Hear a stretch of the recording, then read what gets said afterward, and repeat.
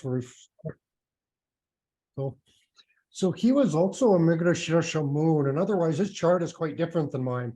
About seven, I think it was about 7 or 8 years older than me. But the interesting thing, when someone has the same moon as you, it means they start at the same dasha period as you.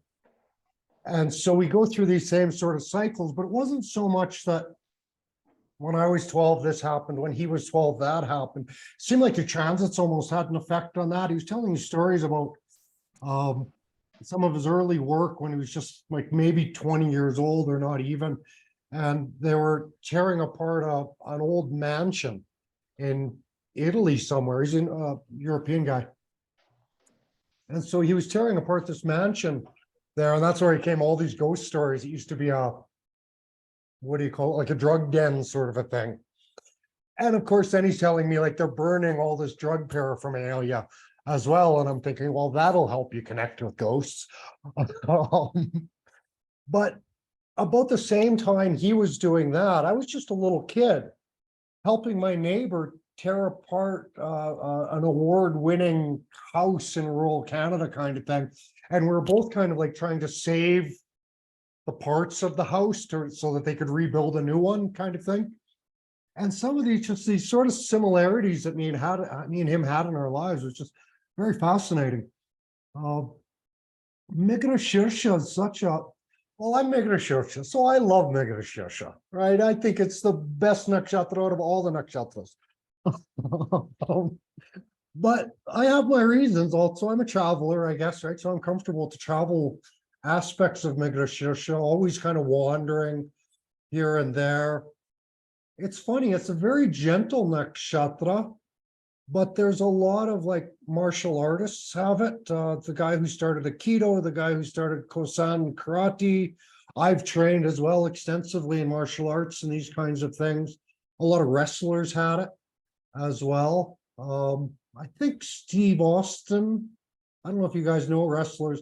I just know a little period of my life. I lived with some newfies who always watch wrestling. So I know Steve Austin. He was a beer drinking guy. He'd throw his beer can at someone and that kind of thing. There's another guy, Mick Foley, and he wrote an autobiography. I'd actually like to read it just because the astrological, right? You have to read about people's lives. And so he was one of these wrestlers. They would like wrap barbed wire around his face and cut him all up. And just, he was always bleeding at the end of a match. That was kind of his job, was to shed blood. But otherwise, like, these people are very sort of gentle. They're known as kind of like, even Steve Austin outside the ring, he's kind of known as a gentleman. Nick Foley was very gentle. These guys who started martial arts practices as well, it's like, there's a sort of honor there where you only fight if you have to, kind of thing. Otherwise, you kind of try to avoid fights. Now, wrestling's kind of interesting because it's, well, I don't know, 90% fake. How fake is wrestling? Mostly fake anyways, but the blood is real and those kind of things. And so it's kind of a gentle way of fighting wrestling, right? Because you've kind of made an agreement. I'm going to win this match, sort of thing. But so you get all this wandering. I think the greatest treasure of Mrigasirsha is the Soma connection. Soma is, I don't know how to describe it. It's like booze, I guess. It's a liquidy, inspiring drink. And so you drink Soma and you get these inspirations from the gods.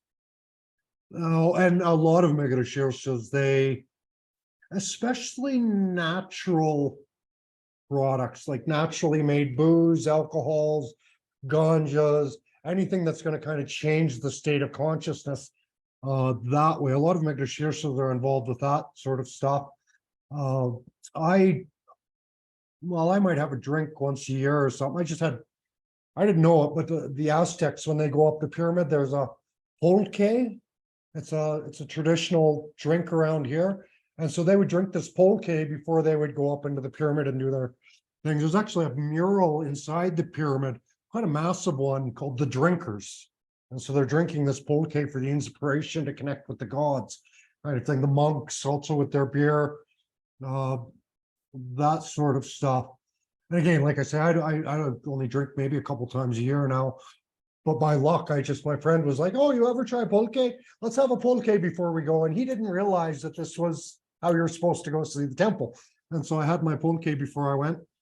Uh, little things like that. And so, yeah, that sort of inspiration side of Mrigasirsha is really, really, I love it. I've got a quote here. I'll just screen share.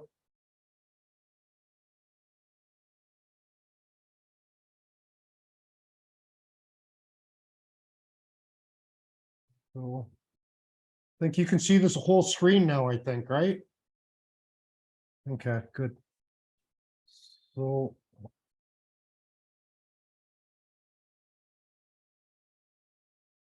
this quote here, I think, really sums up Mrigasirsha, and it really sums up a lot of my life, actually. The professional doesn't wait for inspiration. He acts in anticipation of it. And I think that's a big way that I sort of live my life. It's like, where are you going next kind of thing. It's like, well, I don't know. What are you going to do there? I don't know. I'll go there, and I sort of expect inspiration will strike me. I take a lot of kind of risks that way. It's like, I don't know really what I'm doing. But I almost at this point in my life, I do certainly expect the inspiration to just be there when I need it. And actually, I can't do anything without inspiration. I'm pretty much useless if I don't really feel it strongly, if I don't feel that inspired sort of sense of feeling. Really, I'm just kind of bored and useless person if I don't have that. They call it the searching star. And so you see a lot of spiritual people, a lot of seekers with Mrigasirsha. I think most of my life, anyways, I was wandering, just looking for something, and I didn't really know what I was looking for. It's just kind of like that. I don't know. It says the power to give fulfillment. I don't know how much fulfillment I was getting for a lot of years, but certainly at this point of my life, it's like anything I do seems to kind of fill me up, and inspiration. Well, I don't. It just seems to always be there nowadays, kind of thing. And one of the things I noticed about Mrigasirsha is as they're wandering, they really like to go back to familiar places again. And I know this myself, if I ever come back to Puebla, for example, even if I don't stay in this neighborhood, I'm going to want to like come back to this neighborhood. I'm going to have coffee in the same place I had a coffee 10 years before. I'm going to want to connect with those sort of past spirits in a way. And that kind of thing, just really likes that sort of familiar kind of wandering. The head of the deer is here. So many deer metaphors with this. Myself, I think I've always felt quite connected with deer. When I was young, I used to kind of lived in the forest, so I was hunting and all that sort of hunting and chopping and everything like that. And I think I hunted just about everything except deer. I never wanted to kill a deer for some reason. That was way before I knew anything about any of this stuff. And so that kind of thing, the pot of Soma, that was kind of Indra. Before he would go into battle, he would drink a whole bunch of Soma to get that sort of inspiration. Indra, which in a way it connects this nakshatra to Indra. Andriana, is your hand up or are you just, wait, I can't hear you. Yeah, I was just because it says it's ruled by Mars, but then I looked up Soma and it says it's like a moon deity, right? And on certain websites it says that Mrigasirsha is ruled by the moon. I was wondering what's up with that. So it's planetary wise, it's ruled by the planet Mars, but its ruling god is Soma.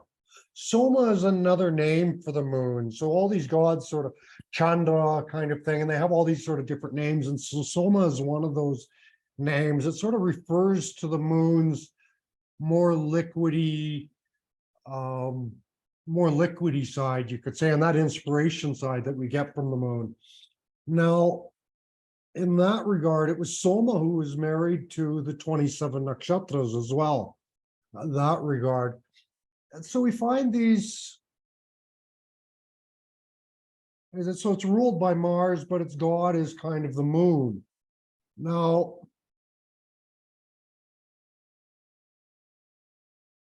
Mrigasirsha, it's like, and it's a gentle nakshatra, which we kind of throw in, that sort of connects with the moon. Now, it's very, I think the Soma connection and the Chandra connection sort of connects Mrigasirsha to the hormonal system. Right? That's where we kind of get our inspiration from, in a sense. We get some sort of jolt of hormones and we go, oh, wow. And that same with that sense of fulfillment we can get, the sense of satisfaction is usually a hormonal thing that way. Now, the Mars side of it is because Mrigasirsha is actually very active. It kind of doesn't stop moving. As we'll see later, like it's very connected with like map making and things like this. And I know, like, since I was a little kid, I was like the navigator in the family. We'd go on these family trips and I would be the one with the maps going, like, just like plotting it all out, like just everything. And really, in a way, that's what I'm doing with the astrology charts. It's just another kind of a map, in a sense. And so I'm still kind of plotting all of that out. Does that kind of answer your question? Okay. Now, we can see in the rulership here, it's like fragrant articles and things like this, aquatic products. So there is a lot of that sort of moony rulerships in here. Moon, ultimately, we think of it connected to water, but well, that's true, I guess, but through the water, it's very strongly connected with plants, kind of herbal medicines and things like this. And that's why they like the herbal drinks or the ganja smoking, the herbs. And so moon actually rules over like your garden and all the plants and the growth of the plants, and especially Mrigasirsha is very much connected to the circadian rhythms of things. And that's what rules over the plants, the seasons, the day or night, sort of all of these sort of rhythms and natural rhythms. And so Mrigashirshas are usually quite nomadic that way, kind of seasonal workers, seasonal travelers, whatever it is, they'll have, like, I do that in the winter and I do that in the summer kind of thing. There's these little kind of changes that come out. Of course, when we talk about the inspiration and divine inspiration, well, that often connects with like musicians and lovers and things like this, and carriers of letters, but I think it's writers, you could say, also get rulership in Mrigasirsha. And that's this. Well, I think there's a sort of a sense there of some of these, like you drink and you get inspired, but you kind of get inspired, like that sense of inspiration can easily go into like romance and love and things like that. And so I think there's a bit of a Pan connection as well in Mrigasirsha, the god Pan, kind of drinking and the ecstatic sort of revelry of Pan in that way. And so we see a lot of that. It's the other thing I noticed with this, and we'll kind of go through this as we go, but that other fellow I met, the other Mrigasirsha fellow I met, he was, me and him had a lot of similarities. It was shocking, actually.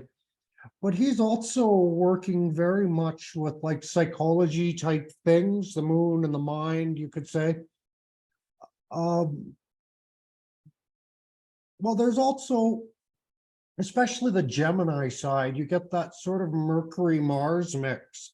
And so that's where this guy and me, and we're both kind of doing a little bit of carpentry and construction and cutting and measuring, essentially, is how I short form Mercury and Mars. But then what seems to happen here is you also get these like he's also a very spiritual person. I'm also a very spiritual, we're workmen, we're laborers. We didn't I guess I studied a bunch of philosophy, but Mrigasirsha is a Shudra caste, it's labor caste. And so you get these kind of Shudra type, labor type kind of gurus. Um, Anyways, they're kind of workmen, but we have some spiritual side. And I think that's quite common with Mrigasirsha, though when we go through it, we'll also see some priests and things like this. But even in that regard, I think there's like even in astrology, I almost feel like I'm the labor of Vedic astrology in a sense, just going in and just doing all the hard work kind of thing. Whereas other Vedic astrologers might not do the hard work, but they kind of get their knowledge in other ways, I guess. So, in a lot of the ways I do things, I feel like kind of yeah, I kind of feel like that Shudra, that blue collar guy who's approaching astrology, but like just do the hard work and you'll get some results kind of thing. We see here, well, we'll get into this down below a little bit. Where is it? I don't have it here. There it is. The female serpent with Mrigasirsha is the animal related to it. I find this interesting in my own case because the serpents I feels quite strong.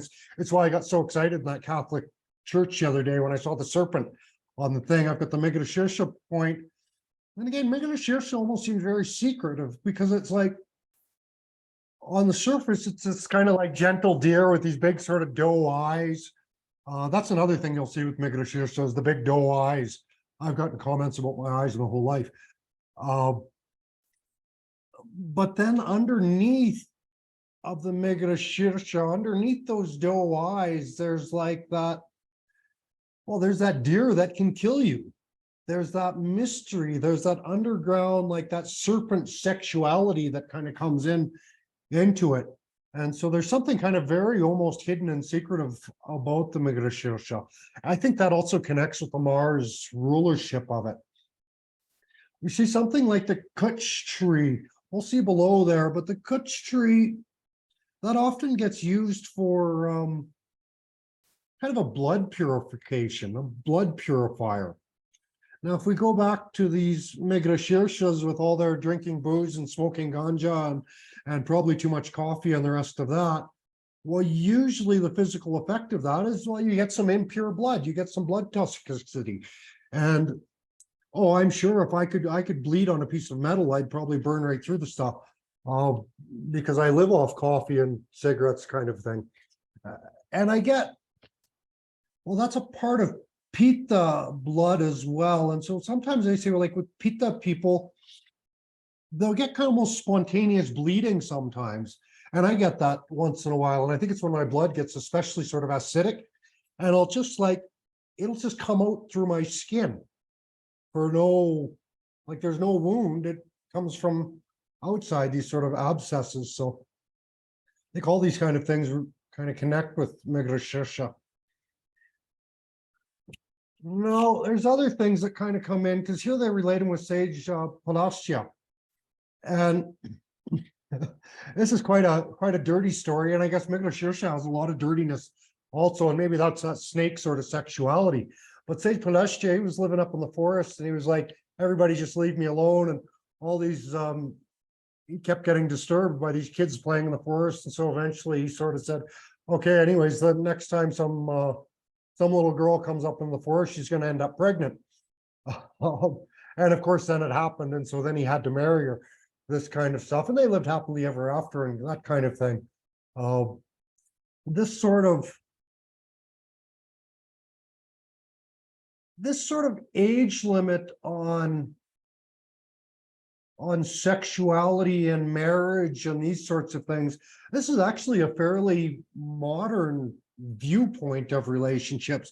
It used to be very, very common to marry off your 10-year-old daughter to someone. Now we think of that as a very dirty sort of thing these days, but actually in another way, it's like, if you go back in the day, it's like life is very dangerous. It's very hard. It's very difficult. It's very difficult to raise a family and all these kids and all these mouths to feed kind of thing. No birth control. And so every time you make love with your wife, she ends up with another baby. and this kind of thing. And so actually, a lot of times they would marry off their daughters quite young, but it wasn't that their daughter was going to this old man and they were like having sex right away. She goes into the home, probably with a bunch of other wives who are older and probably treat her like a daughter. And she would go in there and just become part of the family. And of course, she would be a wife, but in a lot of cases, they might have multiple wives.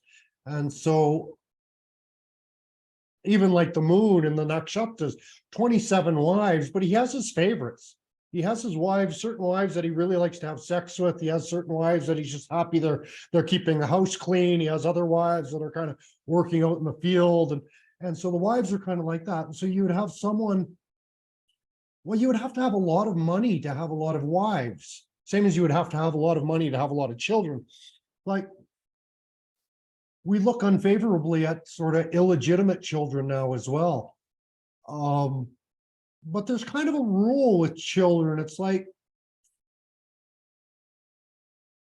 it's almost not so bad to have an illegitimate child if you're still taking care of it, right? So you get these rich people and they have like, whatever, they have 20 children maybe with all these different wives, but they have the money to kind of care for them in a sense. And these kind of things relate with Mrigasirsha. Of course, Rohini, Mrigasirsha, Ardra, they all kind of combine to make up the story of Brahma when he was chasing after his daughter, and wanted to make love to his daughter. And even that was because he had this, God, I get this, it drives me mad, but he had this inspiration, he saw the whole world. He just went, wow, what this could be. How am I going to make this? And he was like, my daughter can help me, kind of thing. But I get these sort of like massive inspirations in my own mind. Even this Nakshatra project, you could say, was one of them. One day I kind of sat down and looked at some of my notes and I thought, wow, this could be something really cool. And then I thought, that's impossible. Well, you just walked a couple thousand kilometers. You thought that was impossible. So get to work, Mike. And I'm pretty much on schedule. I figured about 5 years before I was really fully able to come out with something. And we're, I think, close to 3 years now. So kind of my schedule's going along good. That divine inspiration kind of thing. So Andre, I'm just stepping out there. So we get these kinds of things. We can think that the Sandhya points of the day, this was one of the main things Sage Palashi was teaching, was these Sandhya points of the day. The sun is at the horizon, the sun is at its height, the sun is at the next horizon, kind of thing. And so he was doing these little rituals there, kind of following that. We see that although Mrigasirsha is related to the Sudra caste, it's a Deva. And so you do see a lot of that sort of mix of the laborer who is kind of enlightened person, roughly speaking, you could say. Like that, they're really trying to bring good into the world. Their motivation is moksha. I can certainly attest to that. I think it comes with some of the traveling, is that everything's always behind you. Everything's always going behind. And I'm not sure if this is fully true with all Mrigashirshas, but certainly at this point in my life, I don't think of the past hardly at all. Like I don't really consider it. I'm too busy moving forward all the time and going forward like that. And that's kind of moksha, is you just like, I just keep letting go of the past. At another sense, I've got my Rahu in 12th house, and so I just keep burning every bridge I cross. And so there, in a sense, there's nowhere to go back to. I probably don't burn them as bad as I used to, but I used to really, actually, well, I was a firebug, quite literally. I love burning things down. So probably other placements, but Mrigasirsha still has that Mars quality to it, that fire. And so it's kind of like that, is that tamasic. And so this gets quite interesting because you're mixing the labor with the deva, with the moksha, with some tamasic tendencies. And I think that's what leads more towards, say more towards like the tantric side of things, the active side of things. Good for yoga because it's kind of an active sort of meditation. I think of myself, it's like, anyways, we're so full of contradictions. We all are really. But I think of myself, it's like people kind of look at me as this, a lot of people look at me like a Guruji.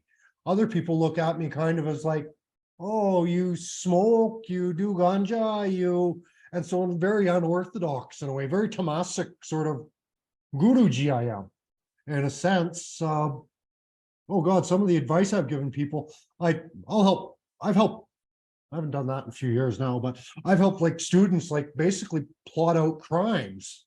And it's like, well, if you're gonna do it right, kind of thing. And so I think that's some of that tamasic qualities that I have that come out in me.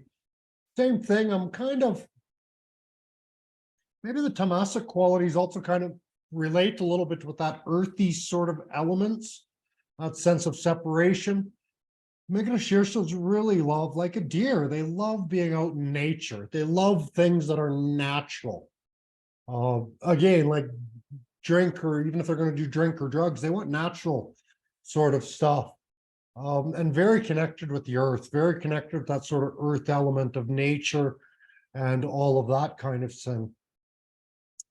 So we also see it's very, very pitta, very fiery. This is interesting. It's a neuter nakshatra, so it's neither kind of male or female. And we get into this, and we will see some. There's a few transgenders kind of have this, neither male or female. I had, well, I've always had a lot of kind of gay friends. I'm not a gay person, but I've had a lot of gay friends, and I've kind of like supported a lot of gay friends, a lot of transgender people I've known, especially when I come to the West, I kind of meet a lot of these sort of people. And the other thing is,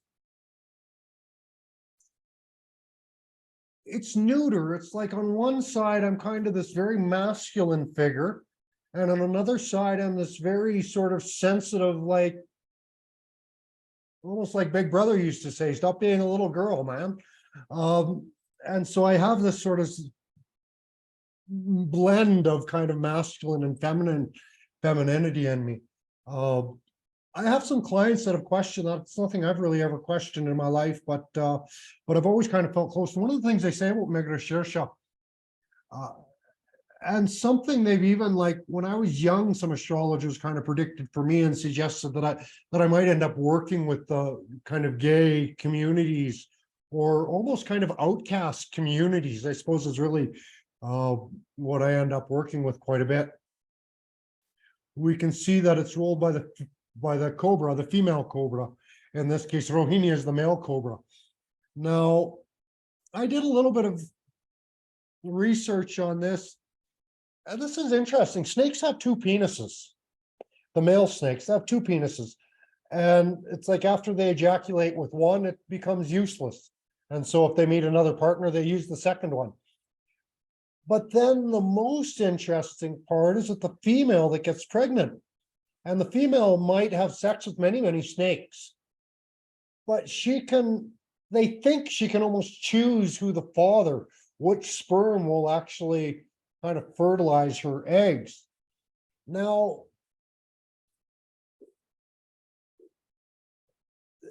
it's abnormal thing, but this happens with humans as well, in a way. I know twins who are like, we have some clients, and they're twins. They were born at the same time, but they were conceived 2 months apart by two different fathers. And so that makes me think her mother or her family has some Mrigasirsha. I can't remember her chart offhand. Well, actually, I did her chart. It wasn't the right chart for her, and I told her that. Now she's just come to the realization that you're right, Mike, that's not my chart.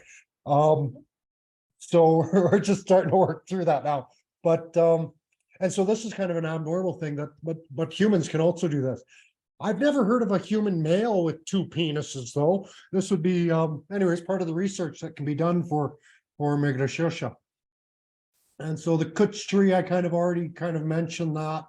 Bitter and astringent. those are the two kind of flavors. If you've got Pitta in balance, those are kind of the two main flavors you want to turn to. And so this kind of Kutch is very, very good for that.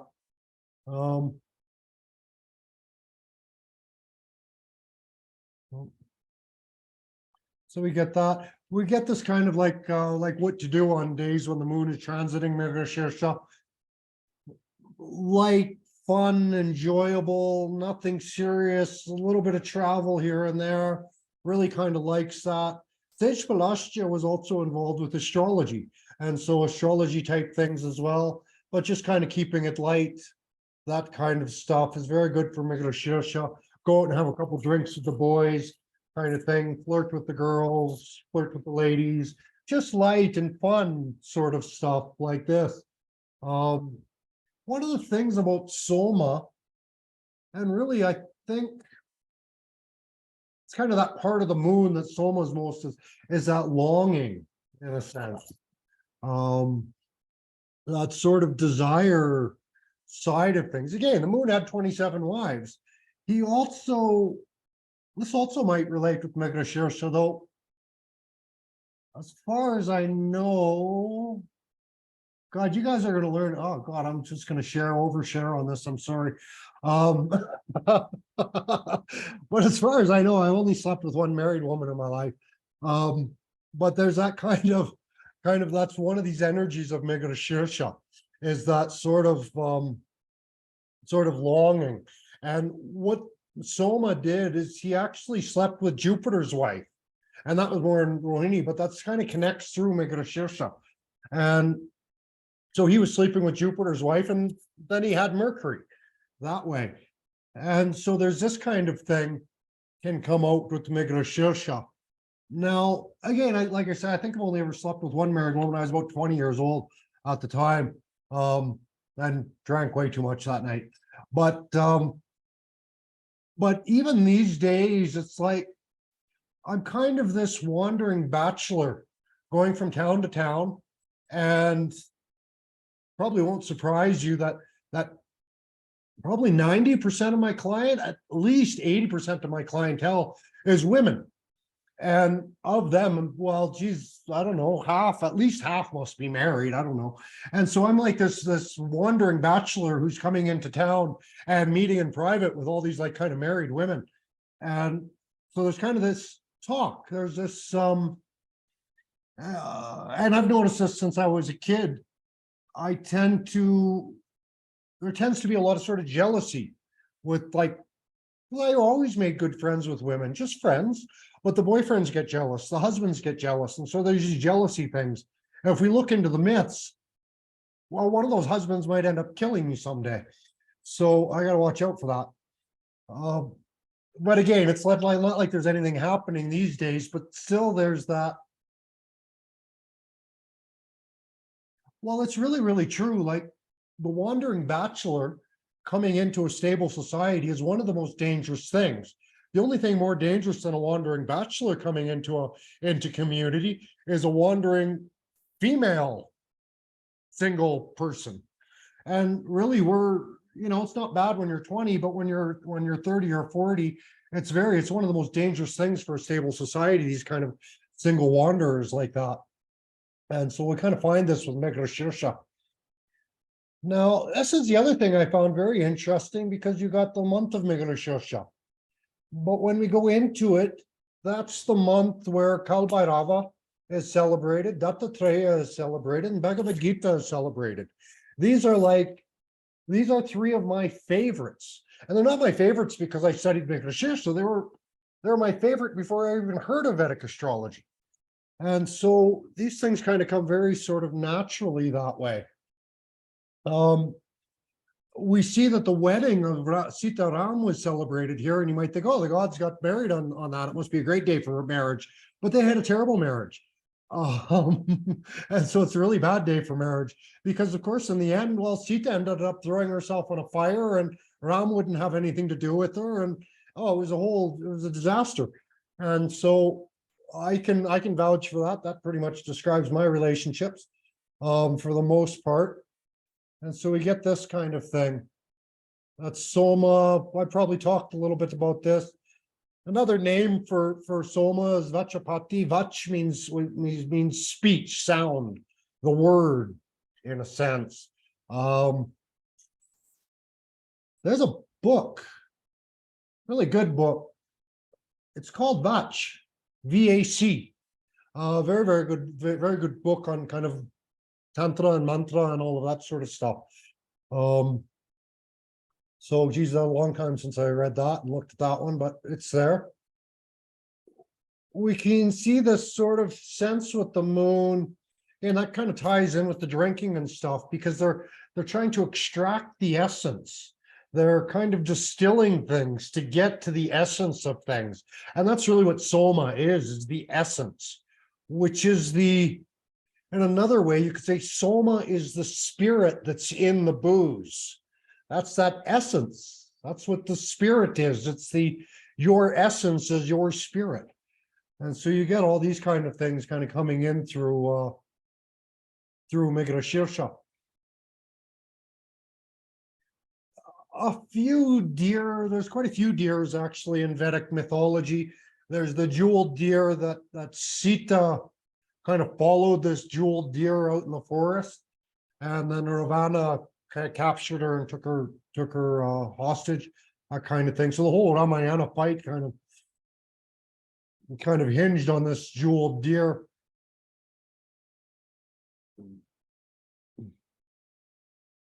And I kind of threw this in there, there's Brahma and his daughter, but there's sort of this sense of the divine feminine, the doe-eyed one, right? Sita is known as the doe-eyed one. Saraswati connected with Vach, living on the tip of the tongue.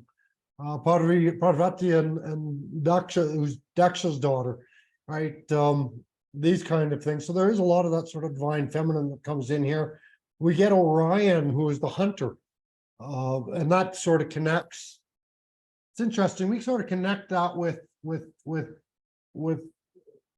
Mrigasirsha, although the hunter is generally more connected with Ardra, which is the next nakshatra. And so you see these things are very sort of close between Vedic and Western.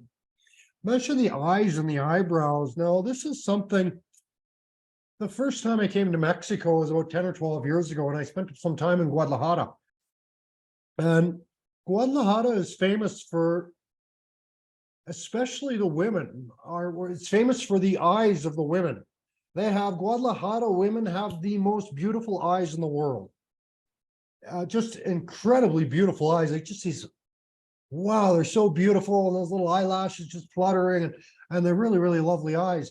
And I remember seeing that, I was like, how do all these women have such beautiful eyes? And someone was like, well, the Guadalajara's famous for that.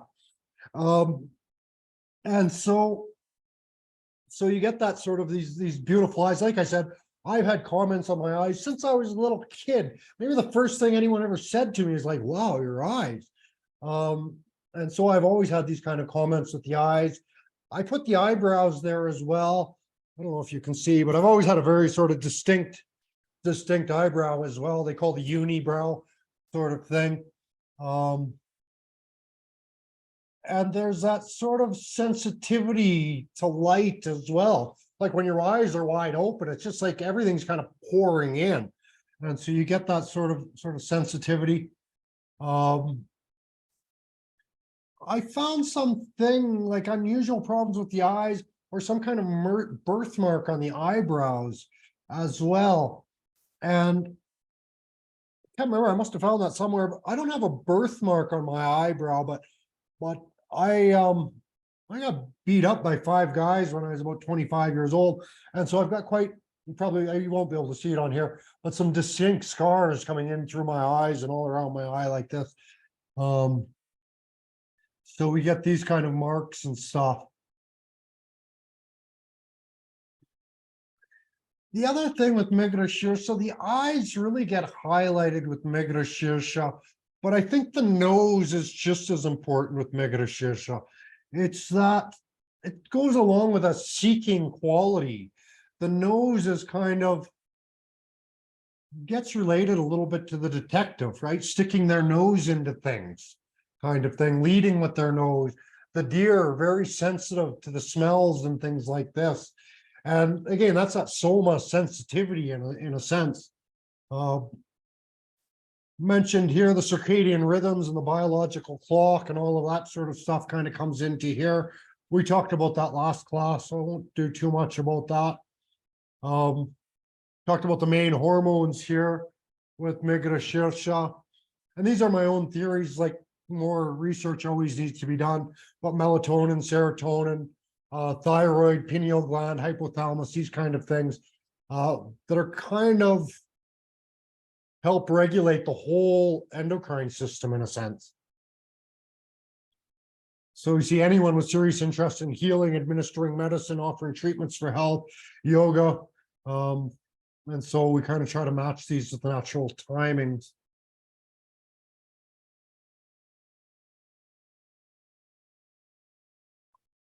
The map sort of thing, I kind of talked about that, moving with the circadian rhythm.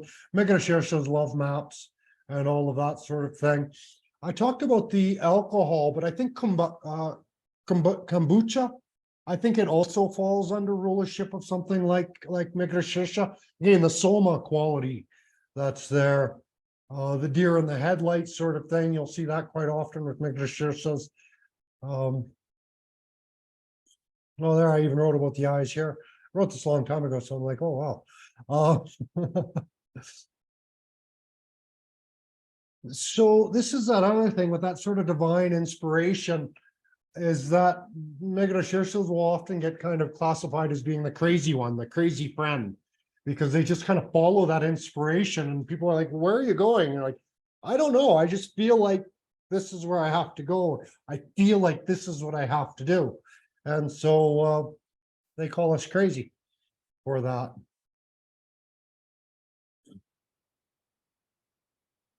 Be very good kind of multitaskers as well. Very busy. Wizards of information, gathering, sorting, disseminating information, just really work. I think that might be more the Gemini side of Mrigasirsha. Mrigasirsha kind of half is Taurus and half is Gemini. So we'll get a little bit of both. But I think the Mrigasirsha is like the Taurus side has a lot to do with storage and these kind of things. So, and of course, I think,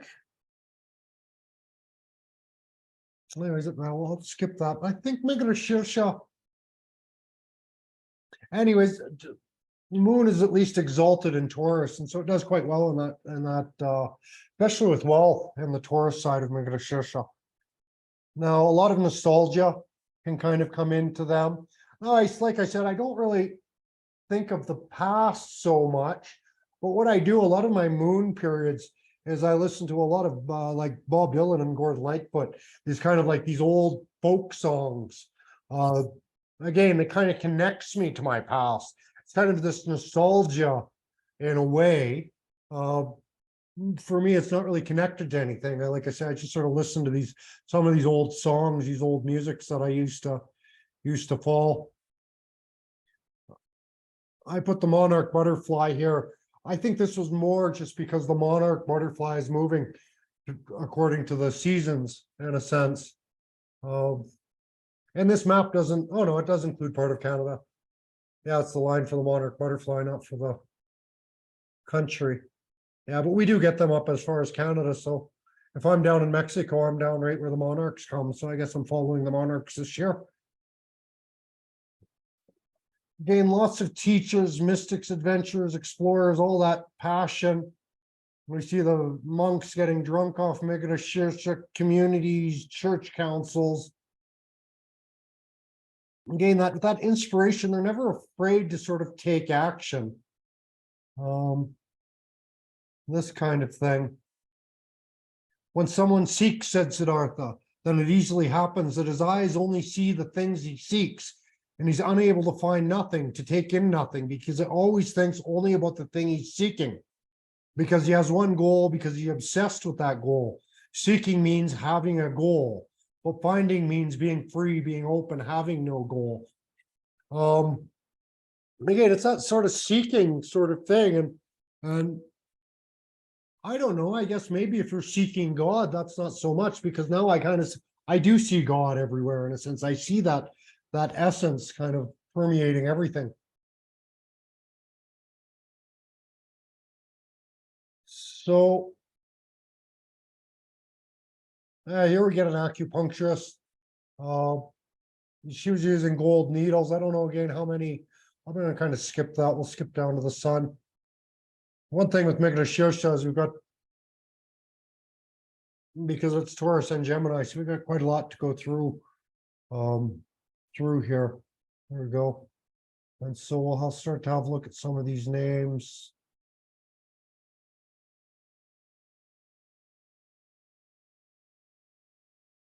So we get these, like, again, relating with drugs or chemistry, I guess, someone like Frederick Bayer, he started the Bayer pharmaceutical something. Anyways, pharmaceutical guy, chemist. And then we get kind of like Prince and Paul Gauguin. They were quite similar. Prince, and even Paul Gauguin, Gian Gomesci, son in Taurus. We see, like, I don't know if you know Gian Gomesci. He was a Canadian radio host, got kind of in trouble for I don't know what he was doing exactly, but he had the power to sort of make bands famous. And so he's using that so he could sleep with the band members and things like this, sleep with these kind of, he's an older fellow, but he could sleep with these sort of young up and coming female bands. And he supported quite a lot of that. And he went to court and everything. He got off, I think, in the end. But in a way, Paul Gauguin was similar to that. Paul Gauguin, oh, his art is really, really beautiful and very natural. He kind of spent some time in Tahiti, went and lived there. Just really love that natural atmosphere. There's a lot of trees and people just sitting in nature, very peaceful and gentle. He did do he did at least one painting that I found of a deer. We'll see it down below. But generally speaking, it was these kind of lovely nature scenes. A couple Tahitian women sitting under a tree, that sort of stuff.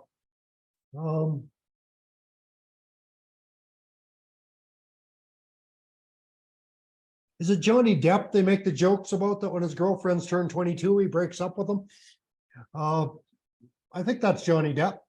And so we see some of that sort of like appreciation for the younger generations that way. I think Elizabeth Hurley, I'm not mistaken, she's on her way to jail. But we see Donald Trump here, George Bush Sr., Jordan Peterson has these connections. Hugh Laurier, he was the guy who played House MD. And so it's interesting because you can really sort of see the resemblance between Jordan Peterson and House. I don't know if you've ever watched that show. I quite like it. Again, a detective on the medical side of things in a way. Someone like Dante Alighieri also has this. He wrote, you really have to have an interest in history to read his book. Yeah, probably have to study all of Renaissance history to understand it, but he wrote about the different cycles of hell and sort of told you who ended up where and what their crimes were, and quite lovely. In a way, you could say Jordan Peterson he talks a lot of biblical references as well, and in a sense brings up hell, talks about different sort of versions of hell in a way. Jacques Cousteau, I'm pretty sure that's the adventure. Again, maybe a little bit like Paul Gauguin, going off to these foreign lands. And James Clerk Maxwell, he was the first one to to come up with the theory of electromagnetic radiation. He was like, oh, wow, electricity, light, and magnetism, they're all basically the same thing. And so that was James Clerk Maxwell who brought that up. Mary and Kate Olsen, I think that's the Olsen twins. When I was a little kid, they were like these little girl actors doing a sitcom, and then they became these really bad girls. I don't know what they're doing now. I don't even know if they're still alive. Their lifestyle doesn't support a long life. But so there were these kind of twins. I'm pretty sure they would have been abused as children. If we look at their current lifestyle and we look at, anyways, the way they grew up as these kind of child stars. We get kind of at the end of this, John Smeaton, I can't remember who he is. We get Dace, Rebecca, and Wu, and these were all sort of clients that I've had, all very very educated, very, very intelligent women. All three of them, all very mystical, very, very mystical in their ways. Maybe Dace a little bit less so, but certainly Wu and Rebecca. They also, like me, I don't think they would ever do anything without some divine inspiration, without like they're really having to feel it, sort of thing. But they're both excellent healers, like that. Wu kind of travels all over the place. Rebecca's a little bit settled in Australia, but they both know. I think actually acupuncture also. There's the other acupuncturist. Well, yeah, they both know a little bit of acupuncture as well, which is kind of interesting. They keep coming up. We get to the Sun in Gemini. We get someone like Alice Bailey, again a mystic. Kunti Devi, she's also a mystic, kind of living out of the ashram systems anyways. Oh, there's Andrian, who just left us, and Diana Gonzalez as well.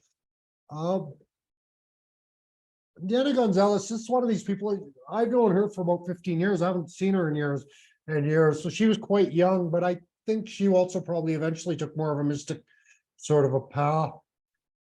We get some researchers and some whistleblowers. Edward Snowden kind of has this thing. Leaders, William of Cambridge, Adam Smith was a philosopher of economics. Aung San Suu Kyi, she was the puppet leader of Myanmar, installed by America, basically. Her father was a very powerful, she a general or something like this, but he was kind of fighting against the Americans. I'm sure her father is probably rolling in his grave if he knows what she's up to, kind of thing. Nicole Kidman, Salman Rushdie. Just kind of seeing a little bit of connections between someone like Snowden and Salman Rushdie. Both basically have hits put out on their head. Patrice Allegre was a killer, a murderer. We get, oh wow, that's quite a list down there, isn't it? Lubia, Shelley, Robin, Leela, Narayana, Maria. Oh wow, I know just about all those people from Varanasi, except the guy at the end, Jonathan. He's a Canadian fellow, but and they're all like quite like Sally Sargent. Actually, I don't know her from India either, but she works with a lot of Native American type spiritualities. Leah is a musician, but kind of a mystic musician. She's in Ukraine currently right now. Louisa also somewhere in Eastern European. Actually, 1, 2, 3, 4, 5, yeah. There seems to be a bit of prostitution also involved with the women with this Sun as well. They've all been, yeah, involved with that a little bit to a certain degree. I think actually, well, at least one of the men has as well, and maybe a couple. And so that's kind of interesting. You kind of see these things. There we go. There's the big guy's chart, Jordan Peterson's chart. But no, he had no birth time. And so I kind of made this up for him. I think it's working. He also had, we talked about the intoxication aspect of Mrigasirsha, and Jordan Peterson's really had some really tough struggles with drug addictions and things like that as well. Pharmaceutical type addictions. Let's see, where is his moon? There's his sun. Yeah, this shows his sun in Mrigasirsha. I don't know if you can see this, but the Mercury is in Rohini and ascendant is in Kritika. So it's just the sun he has in Mrigasirsha. And so that sort of light that he shines, I don't know, what can we say about sun? Does he look like he's drunk in that picture or something like that? Um, so, but maybe it's also some of that light that he shines. You'll see a lot of older interviews of him, and one of the main questions they were asking was like, why are you so angry? And that might be some of that Mars rulership of the Mrigasirsha with the sun. And so that kind of light he's shining, he kind of seems like an angry man. And then he always says, well, I don't think I'm particularly angry, kind of like that. So he's a gentleman, right? So Mrigasirsha. We get some, I won't go with too much about Boy George. I didn't really study his life. I mentioned him in another series in the 1980s. I can't remember what his famous song was. But anyways, in the 1980s, he was doing this kind of glam rock, dressing up very much like a girl and kind of say almost like a cross-dresser, sort of cross-dressing indie music scene or something like that. But I'll go and I got another trans chart that we'll go into a little bit deeper down below. We go Frederick Bear, and won't go too much into his chart either. Here's that Gian Gomeshi. We'll just talk about his chart for a moment. I can't remember exactly what it was, but somehow his fist, maybe he was hitting these girls as well to get them to have sex with them. I don't fully remember the story. Emmett, that was right in your neighborhood. He's like from your place, isn't he? He's from Eastern Canada. You remember that story about Gian Gomeshi? No, that radio host from CBC. No, it's anyway, so we can kind of see there, maybe the son in Mrigasirsha suggests that he was getting he got in some trouble with the law from authority, for those Mrigasirsha tendencies, you could say, generally speaking. We can see his Mars ending up in the 10th house, and I might have came up with this time on my own as well. Yeah, I did, because there's seconds there. And so he kind of lost reputation. He got away with it in the court. They let him off and said not guilty, but he kind of lost a lot in reputation. He kind of lost that way. So then we get who else we got here? So here was a transgender chart. I wanted to go through this. Now this is a woman who became a man here. And now I think I think quite often in these transgender cases, there's usually some psychological depth or some trouble in the childhood and these kind of things. And so I think as a young girl, I had a couple older brothers, and you can see by this chart, the older brothers in the 11th house there aren't very good and aren't very nice. He was born in Utah, but he was actually Iranian, and very kind of, parents were quite Orthodox Muslim in that way. And so from my talking with Zamin, I almost got the sense that he grew up sort of thinking that women are dirt and men get all the benefits. And geez, if I was only a man, my life would be better. I think there might have been some sexual abuse from the brothers here as well, and possibly from the father. We see that connection of Mercury ruling 6th and the 11th and going in the 7th, and then Sun is there as well. And so I think there might have been some of that sort of early sexual abuse and these sorts of things. And so eventually she just sort of said, well, my life will be better if I'm a man. I'm not sure if that ever really works out, because it doesn't address the underlying psychological problems that are there. So yeah, I mean, it's still, I don't know how long ago he transitioned. We can go into some other things here, but when we look at the transitions from a female to a male, one of the things I actually see is actually the 11th house is usually quite heavily afflicted. And I think that partially relates to the transformation of the breasts and the breast surgery sort of thing. So we get those kind of things kind of come out. Wu is also, she's got a thing here. Oh, I don't have. Okay, the Zameen's got bumped from seventh house.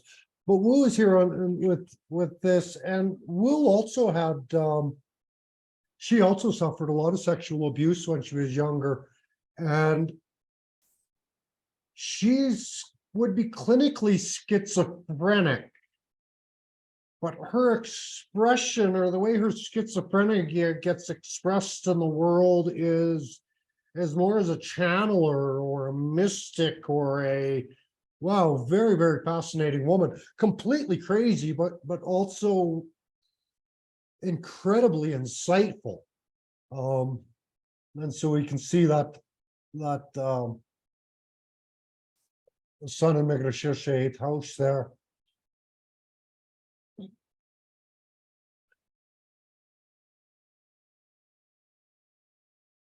Hugh Laurier, I'm not sure if this sun sort of connects him. He was born in England, but made his fame in America, kind of thing. I think he does live in UK. That way, he's happily married with a bunch of kids, married to a theater director. But he was, I'm not sure what he's like in his personal life, but in the movie House MD, he was addicted to Vitican, addicted to painkillers and that kind of thing. And in a way, with the sun in the ninth house, you could say that's almost where he made his fortune through that sort of path, sun ruling the 12th. And so just kind of dreaming his way through it all, in a sense.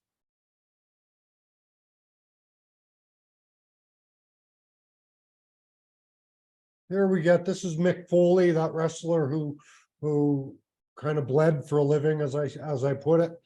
And so we see the sun going into the 10th. Really, sun in the 10th, these people tend to work for themselves and do their own work. But I wonder if this sun also being, who else has sun in the 10th? Oh, I got a big list of people with that. Because the sun, when it's in the 10th in Mrigasirsha in this case, it rules the ascendant. And so I think it might have something to do with him having written the autobiography and that kind of thing, really putting himself out there, putting himself forward. We see quite a mix of personalities here. Donald Trump has his son there. It's kind of how he got elected, you could say. Sun Mars also had a lot to do with him getting elected. Mrigasirsha kind of, or no, not Mrigasirsha. MAGA placements for Donald Trump had a lot with his, or for him getting elected. I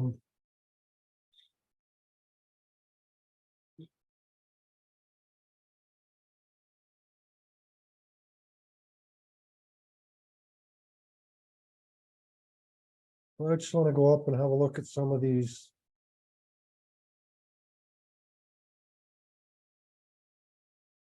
Yeah, we can just have a quick look at Trump's chart here and just see the sun is very good for leadership. It's funny, a lot of astrologers kind of looked at the sun Rahu in his 10th house and sort of said, oh, well, he's an illegitimate leader and he'll get it in the wrong way. But actually, you find a lot of modern leaders have Rahu in their 10th house. And so they are kind of illegitimate. They're not really leaders, actually. They're the people who tend to lead the countries are kind of, in a sense, they're the biggest followers in another perspective, right? They're kind of being led by the nose, in a sense, by whether it's the bureaucracy or deep state or special interests or whatever it is. So you don't find these really like powerful leaders like you used to. You get more of these people who are a little bit soft, and they just stand up there and they pretend like they're the leader. And so that's that Rahu. And you see it in a lot of modern politician charts that way. I think Biden also has a Rahu in his 10th. So you can't say he's any more legitimate than Trump is from that perspective anyways. And yeah.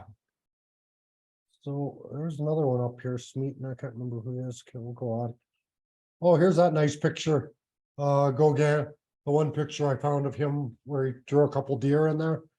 And so that's Gauguin. That meadow, that piece of the meadow, like Mrigasirsha's really, they just want peace.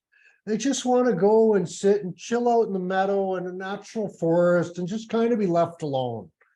But the thing is, when they're not left alone, Then they lash out with the antlers. They've got like these hooves that are like spears, very, very dangerous like that. And so I just want peace, man. I just want peace. So here we get to Moon and Mrigasirsha. I wrote about the art of war there a little bit. Where's all the names? Here we go. And so we get quite a list of names with this Moon and Mrigasirsha. Some really great leaders. B.V. Raman, great astrologer. You see him all over my work. Akbar the Great, Rand Paul is an American. I think he's a senator, something like that. I'm not sure. I think they call him a Republican, but I think he's like a libertarian or something. Again, that sort of sense of freedom. Ip Man, great martial artist, Mikhail Kalashnikov, made the gun, right? Rudyard Kipling was another one, a little bit like Gauguin. Rudyard Kipling lived in India for quite a while, wrote the Jungle Book, was his big one. He also wrote a lovely book, or a lovely poem. Was that Kipling? I think it is. He wrote If. It's a beautiful poem called If. And it's really a great, great story to, or a great poem to give to young men. It's like, and then you'll be a man, my son, kind of the last line. And I can see you're checking on my, whether or not that's Kipling, so let me know. Okay. Anyways, I've carried that poem around with me for quite a while. Someone gave me a copy of it, and it's just one of those things I've carried with me forever, and pull it out and give it a read once in a while. We see some other artists like Johannes Vermeer. Vermeer is an interesting character. I don't know if I talked about him before.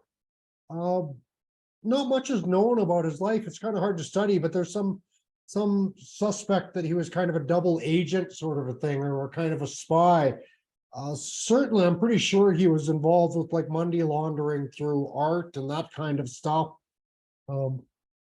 The village he lived in, there was quite a few famous people actually who lived in his village at his time, and so it was quite a significant time and place where he was. Donovan Bailey has his moon here. He was once the fastest man alive, I believe. Mrigasirsha, founder of Aikido. So we got Ip Man founding. What did he found? Some kind of karate. He was, I don't know if you've seen the movies Ip Man, but he was Bruce Lee's guru, his Bruce Lee's teacher. And so then we got Mrigasirsha, Ranabir. Ranabir is interesting. He's a very gentle fellow, but I get about 3 messages a week sometimes, and he's always fighting with everyone. His clients, his wife, his children, his other client, another person. Oh, he's always fighting. But he's kind of a corporate guy in a sense. Deals actually in medical supplies, which I think also kind of relates to the Mrigasirsha. We see New Orleans has its moon here. I think we all know New Orleans as reputation. Excellent for, it's the place to go for inspiration in a sense. There's a really wonderful book set in New Orleans, Confederacy of Dunces. Incredible book. They've got a statue of the main character of that book in New Orleans. It's kind of an absurdist book, but quite incredible. I really loved reading it. It's one of those few books I've read several times. I should read it again. It's been a lot of years. We see here inventor of iron lung. Richard Feynman was quantum physics, quantum mechanics kind of stuff, some kind of searching in different ways, you could say. George Carlin is here. That's kind of interesting. That's a good mix of the Mars and Mercury. George Carlin is a comedian, very, very critical about government and all of that stuff. He might be dead now. Anyways, but he was very, very critical of government and all of that kind of stuff. I think that's something that sort of runs through a lot of these people. It's part of that traveling and kind of wandering. You're going and you're seeing so many different things like that.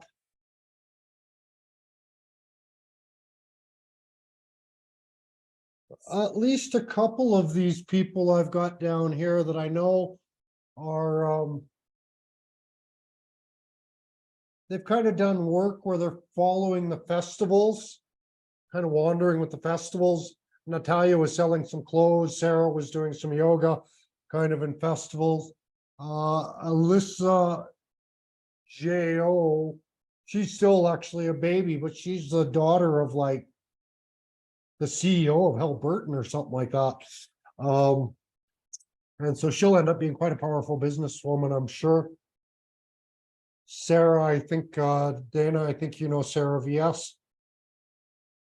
So Sarah, I'm thinking of, yeah, okay, good. So that's, so we see a bit of that yoga stuff kind of running through here as well. Vyanga Bhavsar, she's also a Vedic astrologer. Jitendra Choyal, also a Vedic astrologer.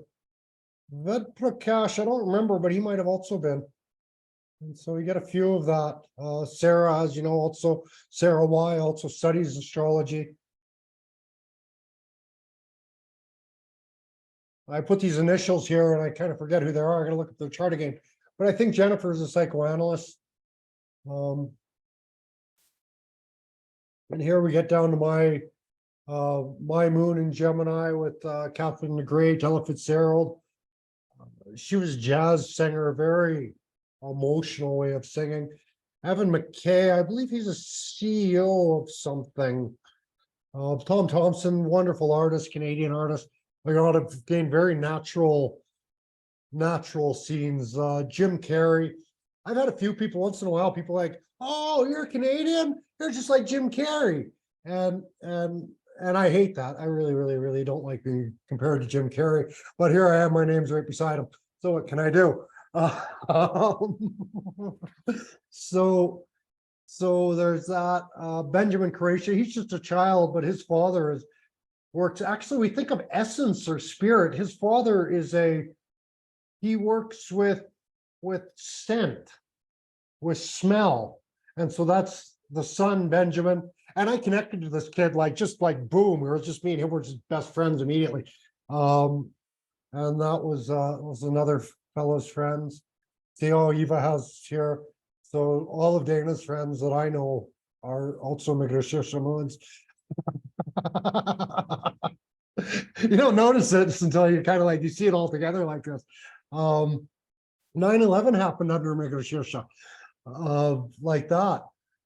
So Salman Rushdie, Spike Milligan, another comedian who has this, he was considered a great comedian in UK. Laura Ruckett, I have her, anyways, we'll see her chart down below. She was kind of a old school actress. Alan Thicke was, I don't know if you call him comedian, he wasn't very funny, but I think they call him a comedian. Who else we got? William Wakefield Baum, the Ministry of Reconciliation. Well, he was a cardinal in the church. Terry McKinnell, I believe he was also a Vedic astrologer. Who else we got here? Anushka's astrology. Natalia, I thought I had her up above. Anyways, I got Natalia in here twice, apparently, because I'm pretty sure Natalia Russia and Natalia Go is the same person. Sarah and Zoe, they're twins, actually. Completely different people, but twins. Kapil SS, he's a kind of a Guruji. Me and him are quite similar in that regards. He's one of these, he's got an ashram on Narmada. Known him for quite a few years. And we kind of share students. Harsha, another astrologer. So let's see what I got for charts for these people down here.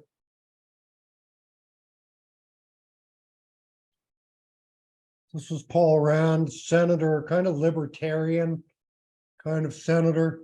And that might relate because of his Rahu and Ketu, give him that sense of libertarian, that one looking for that freedom, unusual boundaries. Although I think he does strongly support something like private property and that kind of thing. So you can kind of see where's his sun. Oh no, we're on moon now. So he's got the moon in second. And so he kind of came from a political family. I think his father was also in politics somewhere. But generally speaking, Moon and second, you would say they're wealthy, well off, comfortable. Right? That's what Moon gives us, at least comfortable. But then you see it's exalted there with Venus aspecting, it's in Venus sign. And so I'm pretty sure his family's got a lot of money. We got Dostoevsky here. And as I'm doing this, sometimes it moves these things to like, it kind of bumps these pictures around a little bit. So he's got his Moon in third. Oh, this is showing Moon in Rohini. Anyways, I'll have to deal with Dostoevsky's chart somewhere else because I changed it. So we got someone like Steve Austin. Where are we? Let's have a look at BV Raman's chart. As he's considered great kind of astrologer. Now, BV Raman, I believe he got most of his fame kind of traveling. He traveled all over India doing chart matching, most specifically. I believe he was mostly just doing like the nakshatra matching. And so we give him a lot of credit. Even his what's his books? Got it just right here. Oh no, I don't put the name of the book. But anyways, you can see him in here. But How to Read a Horoscope, Volume 1, Volume 2 are very good ones. He's got another book on the yogas. I think it's like 501 yogas or something like that. Excellent books. On another perspective, and I think we all do this as astrology, like I do all this deep research, but then when I actually look at someone's chart, it's kind of a surface thing. I'm not going that deep. If someone asks me, can you match these charts? I also just kind of look at the nakshatra score and go like, oh yeah, you guys will be great together. And then I do a bit of synastry and say, oh, well, you'll fight about this, you'll fight about that. But at least your moods are good. And so, and that's kind of the funny thing about doing all this research is that, well, is that I do all this research and then it's a very sort of mundane surface level reading. And part of the reason is because you only have 1 or 2 hours to give a reading. And there's no point going into all that deep stuff until you cover the surface stuff. And so like in Varanasi, people who are coming and sitting and having chai with me every day, or these people who are quite close, we do actually go into their charts very, very deep because it gives us time. And it's a very nice way to work with astrology, very, very labor intensive though. And so you really have to kind of like each other, or they have to pay you a lot of money to take all that time. Unfortunately, we're busy. It's like, I'm sorry, I got other things to do. It'd be great if, ideally, my dream as an astrologer is someone just takes me on like a patron sort of thing. And then I just do the work and I don't have to worry about money anymore. That would be ideal. But where I am now, I still got to say, pay me money. Rachel Entwistle, here we go. Drinker. Okay, so here we are, BV Raman. And so we see BV Raman's chart.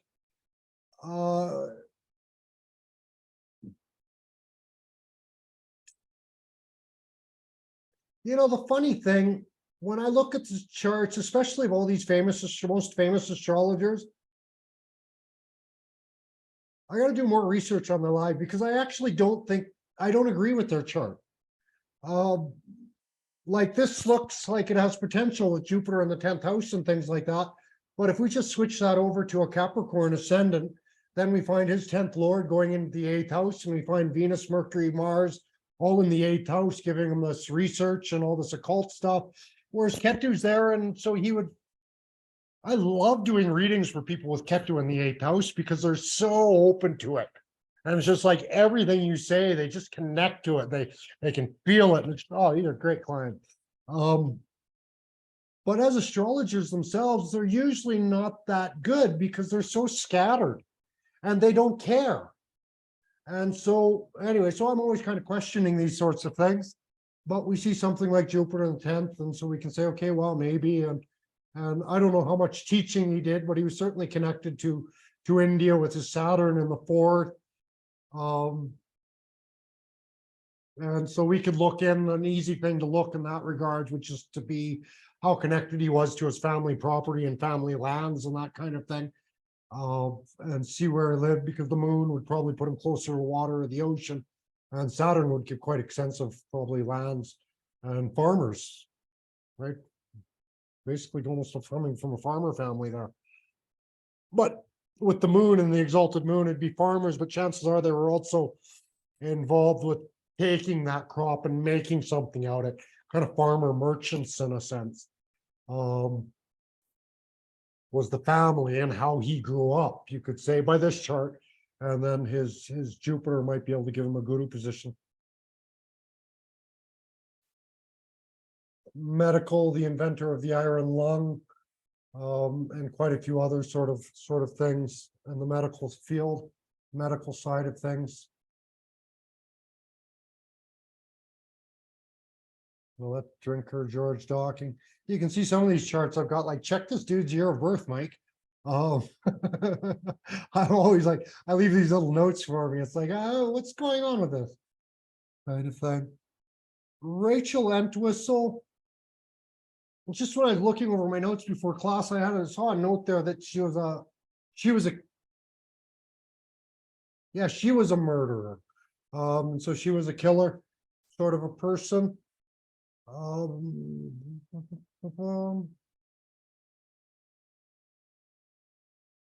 And so it's possible we see her 8th house is quite heavily afflicted, and the 8th house sun coming up into 11th. And so we might want to see just who she's killing. And a lot of these sort of, I'm not sure again, killed by husband. There we go. That's what I thought. So I saw the thing that she was the killer, but I thought she was the one that got killed. And so yeah, she was the one who got sort of killed. Again, if this chart is correct, then the Rahu Saturn, she didn't get killed fast. The long, very slow, painful, torturous sort of death, not very comfortable at all. And damage to the nervous system and things like that. So maybe to the spinal cord as well. Some injury that way came out of it. And so it's kind of hard to say. So Kirk Douglas, I look at these actors and I can't tell one actor for the other. I just don't know. I can't keep track of Hollywood, so I don't even know what this guy did. Ip Man, I'm a martial artist, so I had to watch Ip Man. And it's one of the few, sometimes I watch movies on YouTube, and it was one of the few I think I watched on there, kind of thing. A lot of these martial artists also, they didn't have a good time of birth. And so I'm still kind of working out the rectifications for these sort of people. Ip Man had some heavy opium addictions and things like that. Makes you think that Venus might belong in the 12th house to give those sort of addictions. But then you also see, I think he was also involved in selling opium and these kinds of things. And so that connects with his Venus ruling the 6th house and making money off all that stuff. And then Moon and Jupiter in the 6th can also be addictive tendencies. So he came up with that. And he's certainly like the big boss man, the big guru. He did his own thing. He made his own style, his own way, all of that kind of stuff. So like that, Jessica Biel, Pope Sextus. Mori Ushebi, Japan. He was another guy started a martial arts form. Yeah. Where's his son? So he's got, oh no, we're on Moon, sorry. Moon and Mrigasirsha. And so again, if we're looking into his moon, we got to really look into his spouse and his partnership there. And with Saturn moon, see if he got married late. But usually Saturn moon in the 7th isn't very good. Probably suffered some heavy depression. I believe, no, that was the other one, Koshan. Anyway, so this chart would suggest that moon would be quite heavily depressed. Saturn's affecting sun, moon, and ascendant. And so he's really got the squeeze on this guy from every single direction. And so there would be some depression in his life these restrictions, the fastest man alive here. At least at one time, he was the fastest man alive.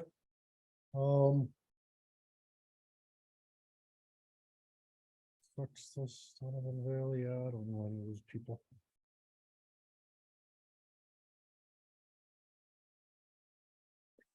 Johannes Vermeer, I love doing artist charts because I tend to look up a whole bunch of their art and kind of look into that. But Johannes Vermeer was kind of unrecognized in his lifetime, discovered a little bit late that way.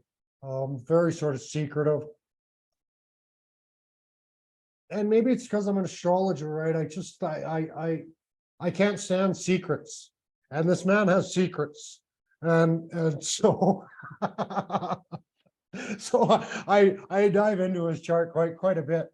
I think that Saturn Mars, I think he probably blew up it was an arms depot that was in town. And it was kind of after that everyone sort of said, oh, maybe we shouldn't put these arms deposits right in the middle of town. But when it blew up, it destroyed most of his can you say, kind of a rival artist, and it destroyed all that other guy's work. And so I've got kind of listed secret underground collections of arts, innkeeping, innkeeper. So he was dealing with booze. Innkeepers at that time, they were the art collectors and the art dealers and all of that kind of thing. And art is so interesting, you know. It's just a canvas with a bunch of paint on it that's worth, like, well, if you put all the material that goes into it, it's only worth $20 kind of thing. But then they sell for hundreds of thousands or even millions of dollars. And this has nothing to do with art. Art dealing has nothing to do with art. Art dealing is a way for the rich to launder money. That's basically it. There's no other reason for these paintings to be worth so much other than that you can use it to launder money. It's like I could do that. You know, you make a whole bunch of money and you don't tell, like, I don't know, you say you sell a whole bunch of drugs or something. And so you make $100,000 a year. And it's like, well, how did you make that $100,000 a year? It's like, well, I sold 2 paintings. Oh, you're an artist. Oh, I see. Yeah, I get it. And so that's really what art is about. At least the money side of art. Artists, they do their work, they like what they do, but the whole money side is just it's just dirty business, man. That sense of running with the herd, and yeah, that's another thing that kind of comes in with Mrigasirsha.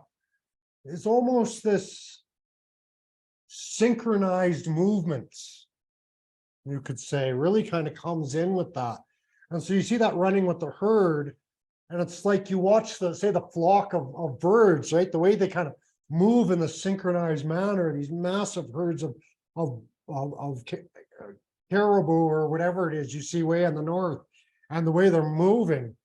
And so it's the monarch butterfly. It's like this impossible, incredible journeys that they undertake that are so synchronized. And we think of salmon, right? They spawn and they always go back to the same. And it's like, how do they know? There's like a radar that Mrigasirsha's have. It's like, even being in Puebla, I've been to 2 churches and I didn't really plan it. I didn't think about where I was going. The first one was the patron saint of travelers. And the second one was this Virgin de los Remedios, this healer. And it's like, where do I get my radar from? You know? But we all kind of have a bit of that. But maybe because of Mrigasirsha, mine's a little bit, we got good one that way. And so we see this kind of thing. Yeah, I mentioned here parents, mother, maybe university professors or religious pundits, faith-based kind of communities. Again, these kind of, there was an opera conductor also had this, right? So that's what he's doing. He's synchronizing the sound, synchronizing the movement of the band. And in a way, I think that's what some of the professors do, or the cardinal who had this he was kind of working with a bunch of different people to kind of synchronize movements. And so it works very well for things like activism and stuff like that. All of that sort of thing. Yeah, here's George Carlin's chart, kind of interesting if you're into this kind of stuff. Very gentle. I found it interesting. I never realized it because, well, when I see him, he's always this old dude up on stage. But I see him as a young man, and I'm like, oh wow, we kind of look alike a little bit. Hey, that big high, all the lines in the forehead are the same, and there's some similarities there. So like that. Again, his chart looks nothing like mine. But again, this could be a chart. I'm still working on kind of putting notes with these to tell myself whether or not where I got the birth time from, sort of thing, whether you can rely on it. But this guy was a comedian. He's got the Saturn Mercury kind of thing. In his 10th house, he reached the top of his field. Probably, I don't know how many comedians make more money than George Carlin. Very, very few. And so he was did quite well. And the thing about being a stand-up comedian, it's also a lot of travel, and you are kind of moving with the herd. You're kind of going here and you're going there. Not necessarily as a part of the herd, but just naturally, it's like I go somewhere at the same time that everyone who's like me kind of goes, right? We all show up at Varanasi at the same time. We all end up at Goa at the same time. And when you're traveling, it's really funny, especially when you first start, because you're always so surprised. It's like, wow, I just saw you like 3 towns back. Like, wow, we meet again. And you're so excited. You think, oh, it's fate. But actually, it's kind of a tourist circuit. And so if you're all following that, then of course you keep running into these same people all over the place. But it's still pretty neat. But it's very exciting when it first starts happening. Now here's Julianne Moore. I don't know anything about her, but I've got another chart of a woman who owns an ashram. And I'm like, wow, they look identical. So I kind of put her up so I could study the other one. Here we get Mars and Mrigasirsha. This is quite a deadly sort of position. Knight of the Long Knives. There's, I think the painting will be down here. No, that was Knight of the Long Knives. That's when Hitler went into the Reichstag and anyway stabbed everyone in the back, basically. Queen Elizabeth I. This is the one who, this was Henry VIII's daughter who came after Bloody Mary. And so she was kind of considered like the enlightened queen. She tried to bring the religions together and really in a sense, the founder of the modern British monarchy. In a sense, Vatsraj Jha, you don't know Vatsraj Jha, he's got great music. He's a Shiva, he's from Varanasi. He's dead now, but he was one of these incredible musicians, and a lot of his music's on YouTube and quite popular. A little bit similar, you could say Rumi, right? Sing and dance and enjoy. Of course, Rumi, we don't know if that's his time or anything's right, but we'll play with it.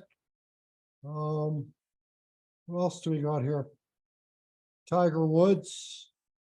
Again, this traveling thing sort of comes up a lot. Tiger Woods going off and doing all the different tournaments and that kind of thing. He was also, someone else told me that Tiger Woods was also, I don't know if he was, what the scandal was exactly, his sex scandal, whether it was just that he was married and sleeping with a bunch of women or something like that. But he had a bit of that sort of scandal go through with him. Andrew San Marcos also had some of these kind of things. Just happened to him a couple of years ago.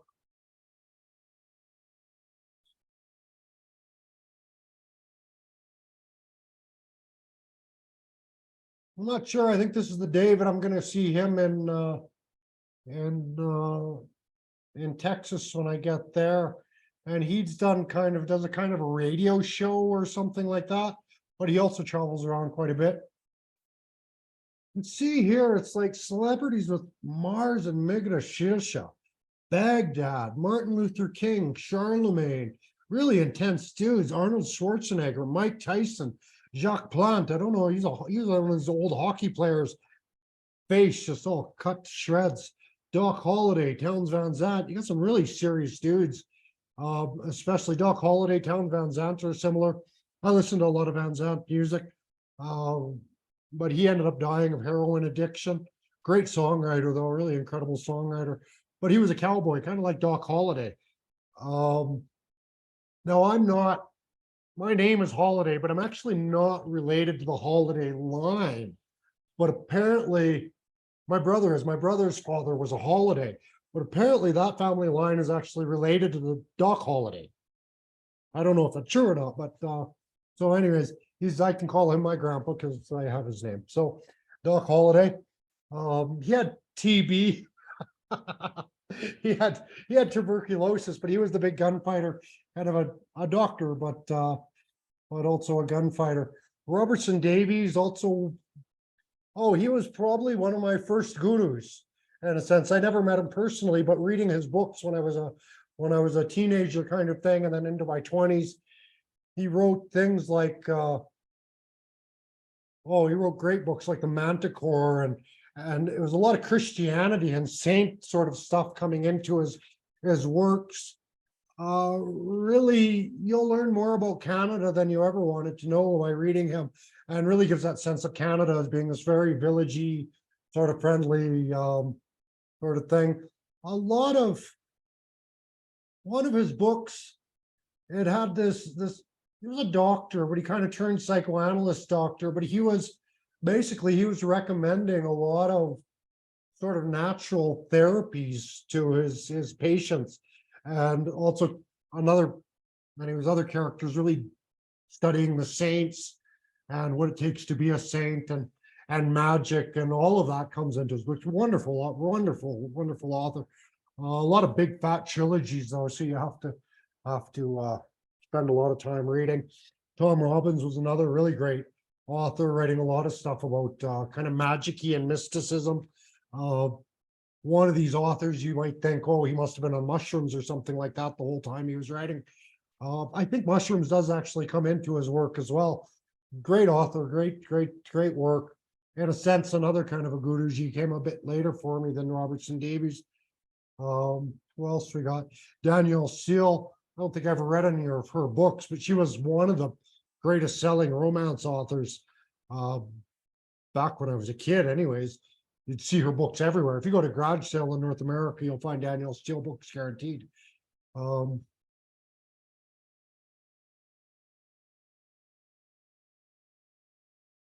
Yeah, we get Christine. She kind of does some Reiki sort of stuff. Jan L also does some Reiki. She's a Ayurvedic practitioner. Eli Anutada, again, obviously belonging with the Anutada lineage, and Daria Shivkod, another one. She's maybe my most beautiful woman I've ever done a reading for, kind of supermodel. I have a couple of them that I do readings for, but Daria is certainly one of those. Someone like with the Mars and Mrigasirsha, these people can be very, very aggressive. I know Christine, she, in her earlier days anyway, she kind of had some really awful sort of aggressive husbands, but I think she could dish it out as hard as she could take it, kind of a thing. And Jen L is quite similar to that as well. I can't imagine that Daria has too much of that kind of problem with her husband. Very beautiful couple they actually make, Daria and her husband. But I could imagine that she would have quite a temper on her. We find like Yi Sun Sun, he was I think a Korean military general, something like that. Alan Pinkerton started the Pinkerton Detective Agency, which was a precursor to the FBI, that kind of detective sort of stuff. The Rock is a wrestler kind of thing. Rock is, what are we on? We're Mrigasirsha. Yeah. Rock also has some, he was in a movie, The Scorpion. Um, anyways, we'll talk more about that when we get to Scorpio, because obviously has placements there as well. Phineas Gage, Martin Brodeur, Phineas Gage, very, like Phineas Gage is a railroad worker. I've got a spike got blown up through his head, and he had some major brain damage done because of that. And so that's why I have his chart here. And so that's sort of explosive. He was building railroads. So he was working with a lot of sort of explosive type stuff. Alexander Jodorowsky, if you get a chance to watch his movies, I recommend it. Tagore, also a great author. Oh, I didn't realize how much I like all these Mrigasirsha people. It's like, oh, they do great work, though. I don't think it's just me who likes them. They really do some wonderful, wonderful kind of work. Edward Snowden, Sienna W., that's one of my nieces. She's only about 8. She's got like 4 sisters. That's Sienna. No, that was Kia that I adopted. Anyway, so Sienna's, anyway, don't know much about her just yet. She hasn't had a chance.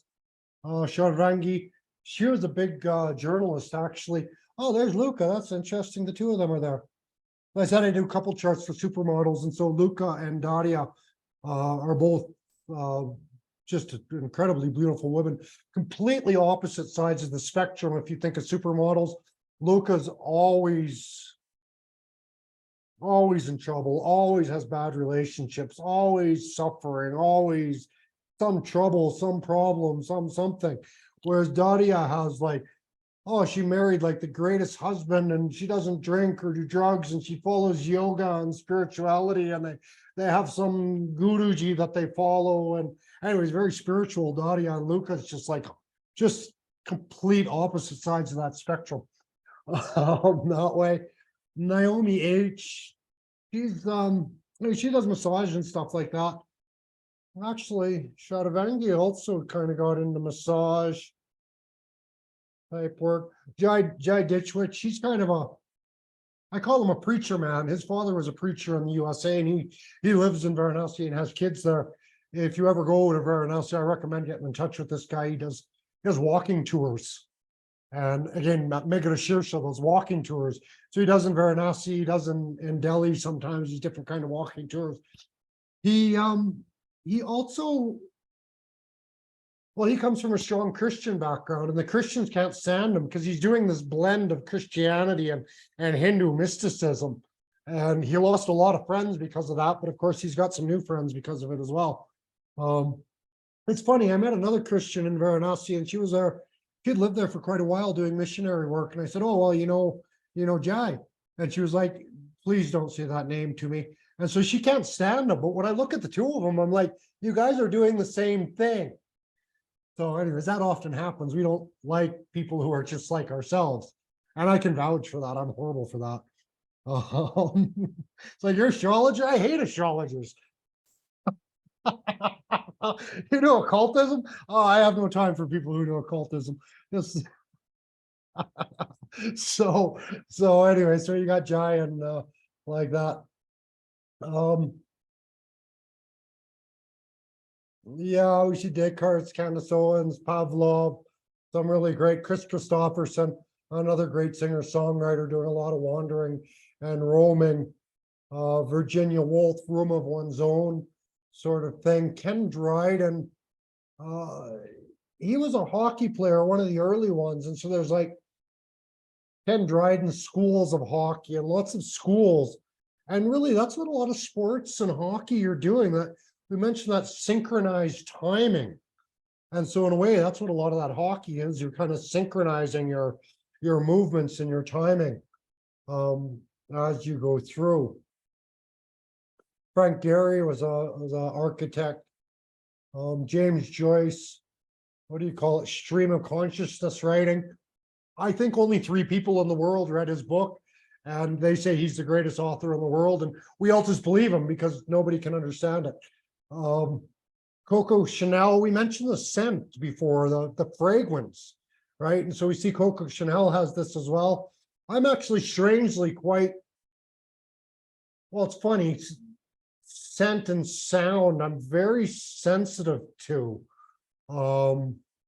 It's funny that because I'm a deaf person, but I'm very sensitive to sound, harsh sounds, electronic sounds, unnatural sounds I can't stand. Same with unnatural smells. Natural scents, no problem. I love that stuff. Natural oils, very, very nice. Any of that unnatural fragrances, makeups, air spray, aerosol stuff. I'm just sneezing like crazy when I get around that kind of thing. Um, and so we get that sense of smell.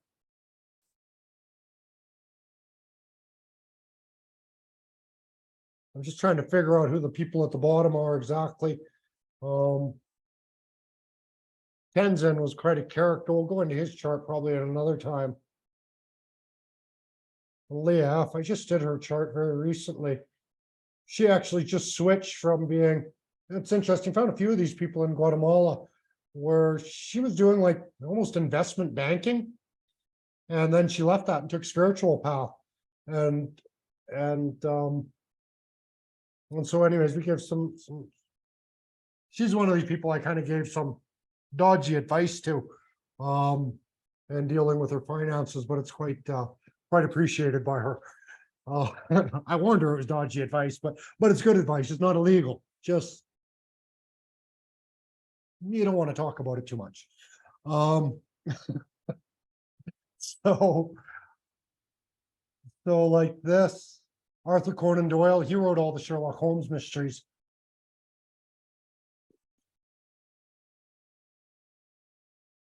So I'm going to just like scroll ahead quite a bit here because time just keeps moving and I'm not. So we get to Mercury and Mrigasirsha now. So you get someone like Anne Frank. That's a bit controversial. We give her credit for writing the book of being up in the Anne Frank diary. But some of the research I was doing when I was looking into, I don't think she actually read the book or wrote the book. Someone else wrote the book and put her name on it, kind of thing. But we see Oxford there.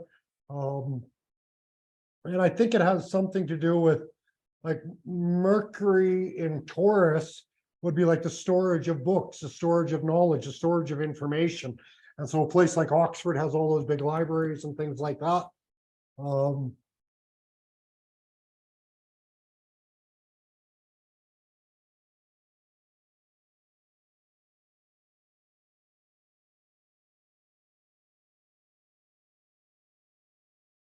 what a crowd here.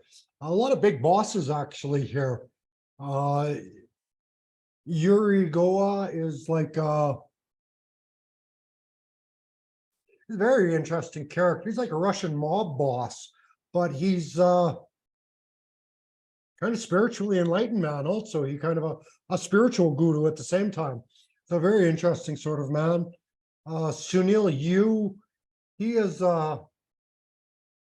he's a landowner, a Brahmin family in Varanasi, and they own all kinds of in a way another mob boss just because they basically own all the land and property in this one neighborhood sort of thing. But he's also kind of well, he's very secular, but he's also very kind of wise, spiritual in a sense.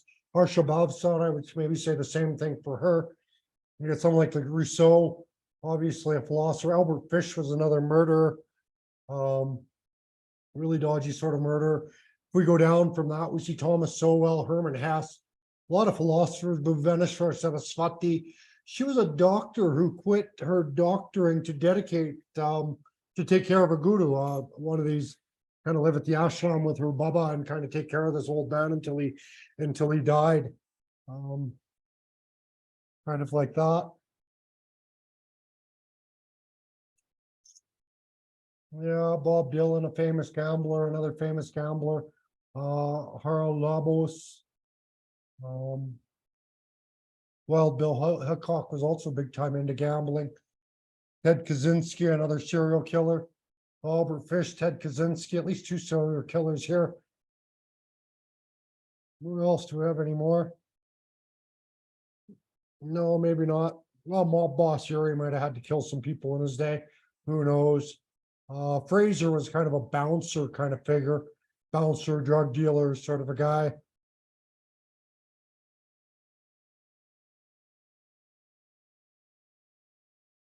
Someone like Gaddafi, he was killed.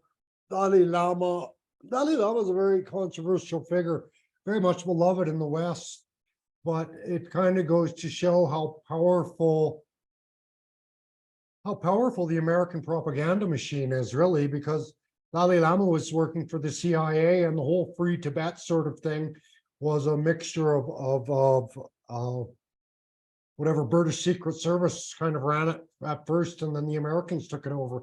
And so Dalai Lama was just kind of as part of the smear campaign against Russia. Gaddafi also suffered under that, kind of opposite way, but no doubt suffered. Andy Barr, Patrice Allegre, another serial killer. The Gat astrologer was also a freedom fighter. What we see in astrology was there, Zoef, a Western astrologer. Emma's also into astrology. Bhairava, not so much astrology. He's got an ashram, but they're kind of bringing in ayahuasca type stuff into their ashram. David B. That's the David I'll see in Texas. He's actually been really kind of interesting because I work with his wife mostly, and she comes to classes with me and this sort of stuff. And then when I talk to them privately, she's always like, "Oh, well, actually, talk to my husband. He's the one who studies all your work." And so I don't know. It'll be interesting when I go and kind of meet that couple that way. So I'm not sure exactly who the astrologer is in that couple. I've talked to him a couple times, but I mostly deal with the wife. There, get someone like Jean-Paul Sartre. So a lot of philosophers seem to have this Mercury and Mrigasirsha, in that I think it connects with the divine inspiration side, kind of brings that in with Mercury. Nikola Tesla has this, probably when he was very much ahead of his time would be a different way to say that. Lloyd Wright, a lot of architects. I found a lot of their sort of chart, physician professors. Diane Haggerty, sorceress in the Church of Satan. Richard Rogers, I think he was another scientist. I'd have to look though.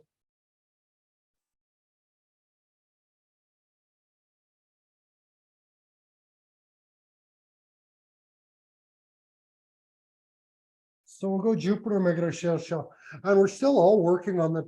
Well, no, I guess I've got it mixed. Yeah, I do have it mixed here, so that's all right. Because I think I've got a lot more charts and pictures on this different section. So we see Jupiter in Mrigasirsha. This is kind of in because Jupiter's religion and spirituality. And so we see Erdogan, he was, oh, what the heck's the name of that fellow? Anyways, Turkey is supposed to be a secular country. Ataturk, that was the fellow. Ataturk kind of came in, can't remember when, but quite a while ago. And anyway, sort of made Turkey a secular country and said, we're going to kind of join Europe by being a secular country. But then you see someone like Erdogan there, and he's been reversing a lot of that secularism in the country and making it again. So Turkey's kind of a Muslim country again. And we see someone like Abdul Rashid Dostum, vice president of Afghanistan. He was also, anyways, he's what could you say? Like a war chief, a clan ruler, you could say. And so I found it interesting, someone like Confucius there as well. But I found it interesting to see those two names together because both dealing with Islam. And I probably don't have very many Muslim people's charts.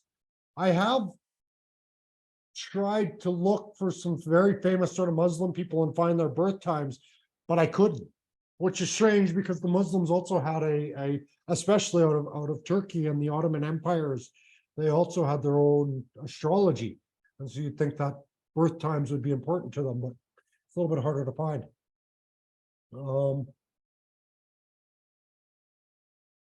Yeah, then the other thing we start to see here, and this is something, Jupiter's kind of a father figure.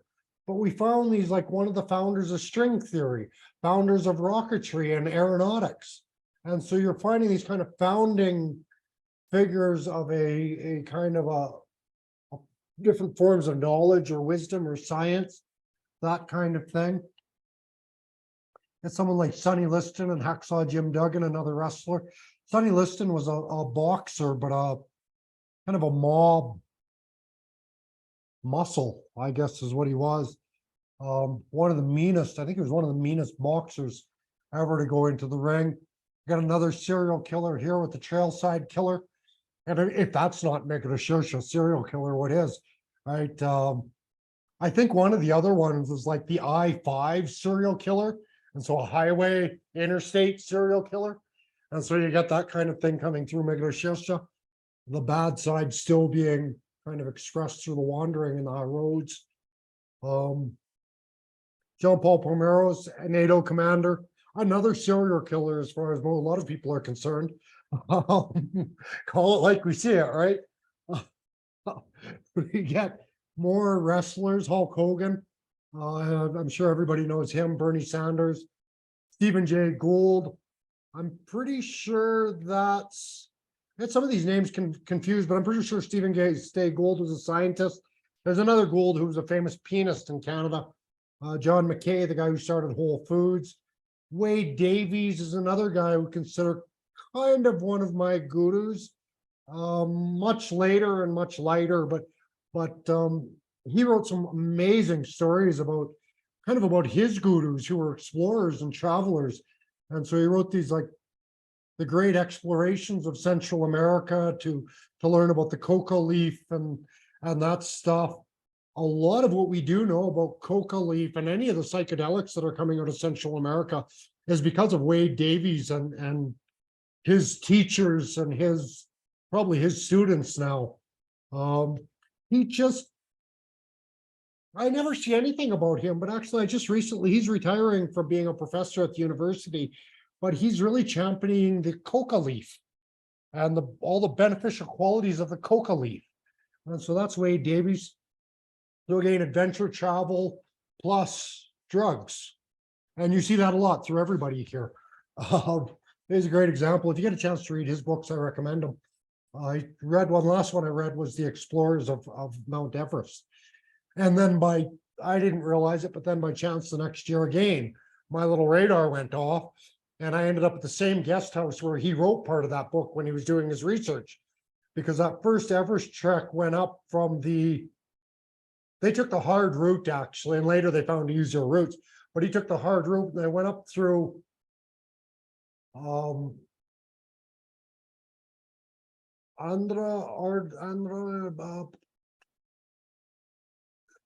anyways. Tawang is where the second biggest Buddhist monastery in the world after Lhasa is there. And that's actually the Dalai Lama crossed from Tibet it was near Tawang where that crossing was made. And a lot of the Tibetans that the British kind of brought over crossed at Tawang. And anyway, so that's where the Everest explorers also went, that Tawang route. Quite fascinating. Cindy Crawford, J.K. Rowling. Again, J.K. Rowling, her books are all about magic. And then she's a writer, and so she's wandering. Anne Rice, she was writing, she had very popular vampire stories back when I was in high school. Everybody read Anne Rice. Camilla Sutton, this is another person, she's also an astrologer. She actually started the Astrological Association of the UK or Europe or something like that. It's another one of those examples. Oh, she's an astrologer, I can't stand her. So another one of those sort of things. I think she's very lazy. She came from money. She started the association. She talks she doesn't do any extra research, from any video I've seen from her, she doesn't add anything to the conversation kind of thing. Henriette Maria, I'm not sure. Leah Varanasi, again, a mystic musician. Again, traveling, Leah Varanasi is actually very gypsy in that way. So a lot of that sort of traveling. Marquis de Sade, once people started to realize what a sick sort of fellow he was on the run, kind of traveling and wandering and hiding out here and there as well. And his books, he never published any of his books. That was an ancestor, like 3 or 4 generations later, found all these writings of the Marquis de Sade and went, wow, this should be published. And so he gave it to scholars and they sort of dealt with it. We should see Francis Assisi, one of my gurus, you could say as well, probably the epitome of connecting to nature kind of thing. And so that connection to nature becomes always very strong with Mrigasirsha placements. Baba Ramdev, another big Guruji, not really my guru, that one, but still similar lineages. Clint Eastwood, the cowboy. Ted Kaczynski. I mentioned him as a serial killer before. I'm not sure if he was a serial killer or a, what do they call it? A fraud kind of guy. He was changing faces and faking, oh, I'm really a doctor, and making money and different things like that.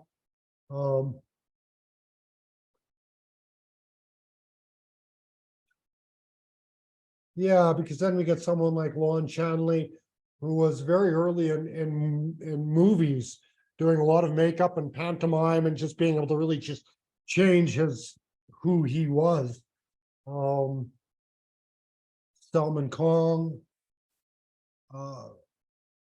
famous Indian actor, kind of like maybe kind of like Arnold Schwarzenegger in a sense. Interesting thing about Salman Khan, and this relates to Mrigasirsha.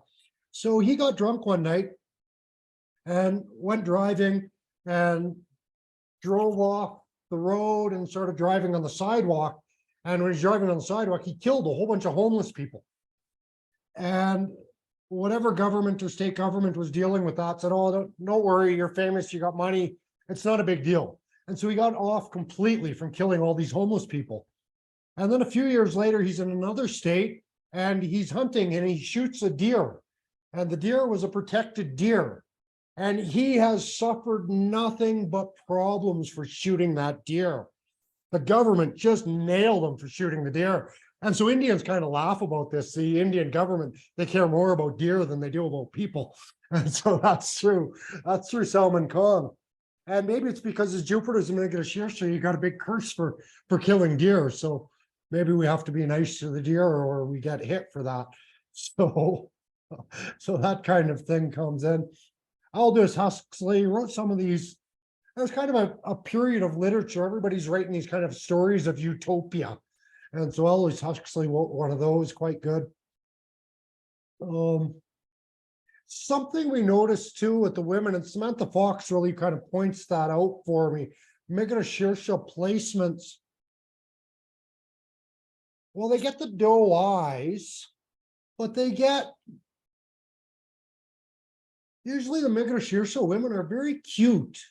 Got the little tiny nose and they got these smaller features and they're really, they're cute, like Samantha Fox kind of thing. Yeah, so we get that sort of thing comes out. Get some drummers here. Dace Partner is actually a CIA guy, undercover. He's got a lot of kind of undercover, underground kind of things going on here as well in different ways. Tribhuvan Shukleshwar, he was a cop, but he was a private investigator. It's that investigation sort of sense of things. Bhadrachanda Baba, he was, oh God, he was like 90 years old. I did for that Baba who came to visit. Wesley Schweitzer is also kind of he's joined a Christian cult now, but he's kind of been part of every kind of ashram and of wandering seekers, right? These religious, spiritual seekers seeking some kind of truth. Even like someone like Michael Moore, he's doing these documentaries. He's seeking out some kind of truth, some kind of knowledge through that. We see here, where is it?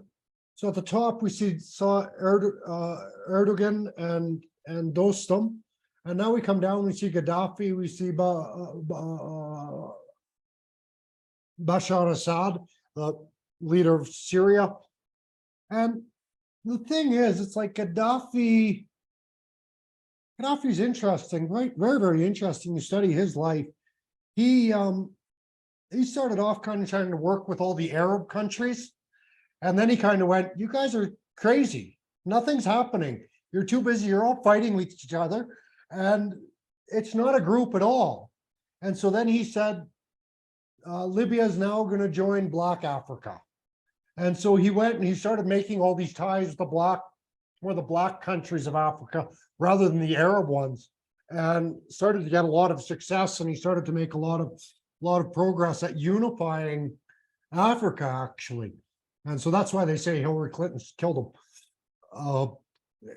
And so he was actually he became quite secular in his leadership. And the same could be said for Assad, kind of a secular leader of Syria. And again, yeah, America doesn't seem to like that very much. So he's still alive, but God, I have no idea how. It seems amazing that they haven't assassinated him yet. So we get this kind of thing. Even Billy Idol. Billy Idol was a rock star, white wedding. I'm dreaming of a white wedding baby sort of thing. Really, really popular in the 80s. But he had we'll probably talk about this when we get to his Venus, but he had a major motorbike accident and he was lying all mangled on the road. And he looked up and he was like, all I could feel and see was just this love pouring down on me. And so he became a little bit of a spiritual seeker after that.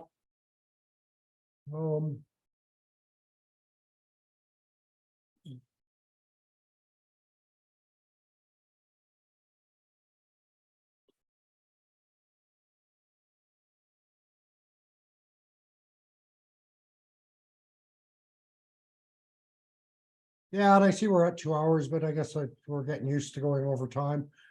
If anyone needs to leave, just that's what you got to do, right? Oh, here we go. There's Venus.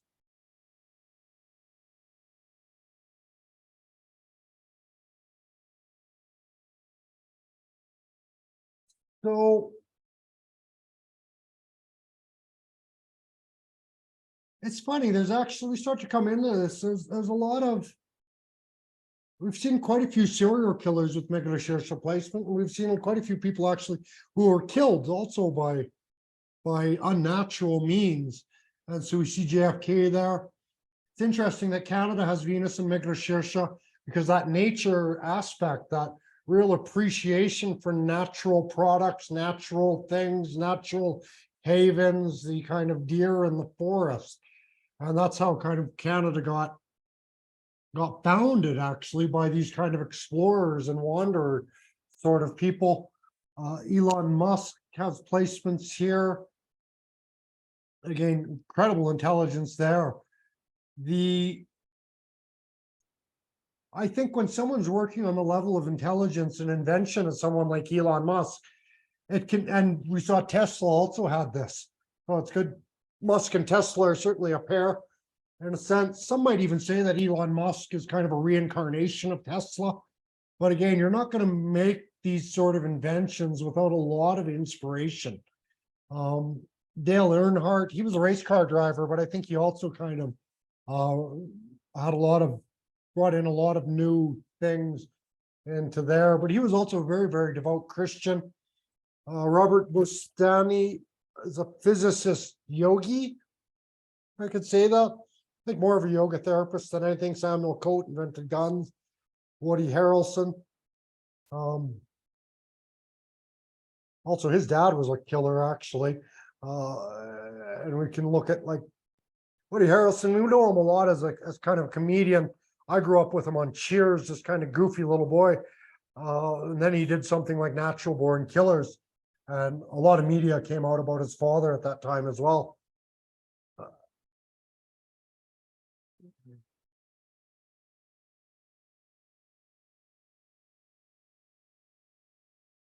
Interesting. Quite a few yogis on this list as well. Well, Alice Bailey, she worked with occultism. Krishna Zed, She's kind of a yogi, working a bit of occultism, soft stuff, more of a, what do you call it, a younger type yogi. Joshua San Marcos does a lot of these drug ceremonies that they do in Central America with ayahuasca and stuff like that. Um, Tenzin has a lot of, his name's coming up a lot in Mrigasirsha, so I should address him. He has a lot of mental problems, Tenzin. Yeah, quite harsh mental problems. Family's got a lot of money. They're kind of landowners, and I think they're also kind of leaders of the area. But I think it's also kind of like the mafia running a bunch of kind of small villages in India. He's jeepers, can we do his chart? Anyways, he's dealt with a lot of like prostitutes, but again, he's got kind of mental problems. So he hires out a prostitute and she has sex with him, and he falls madly in love with her, sort of a thing. Uh, yeah, I'll skip him. He's got a very kind of sick sort of person. Um, yeah, then we got like Taya Field and Virginie and Papu. They're all maybe not exactly yoga instructors, but teaching this blend of maybe sexy tantrics in a sense. But I think also they're quite grounded in what they do in a certain way. Taya Field was interesting. That's actually not her real name. Anyways, I changed the names a bit. But Taya Field, T Field was a dominatrix, and she actually worked with a lot of women, and so she was a female dominatrix mostly for women rather than for men. Now she's got, well, I think she still works as a dominatrix, but she's got a whole field of children. Must have about 8 of them by now, kind of thing. Papu Yadav, he's Yoga Guruji and Varanasi as well. Still see kind of a lot of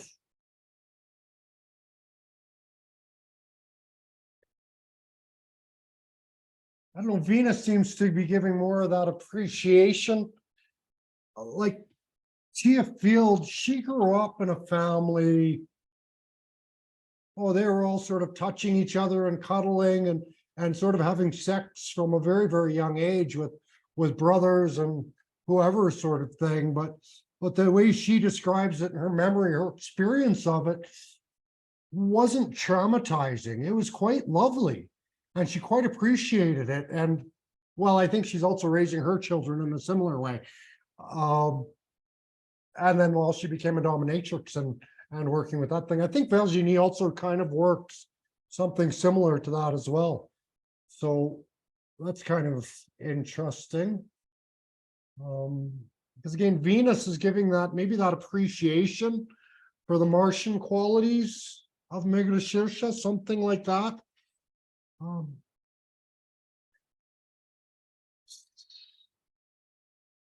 we've got the Treaty of Lancaster. If you want to look that up, that was basically a treaty so you could stab a bunch of people in the back. It wasn't a real treaty. We make a treaty, let's all get together and talk about it.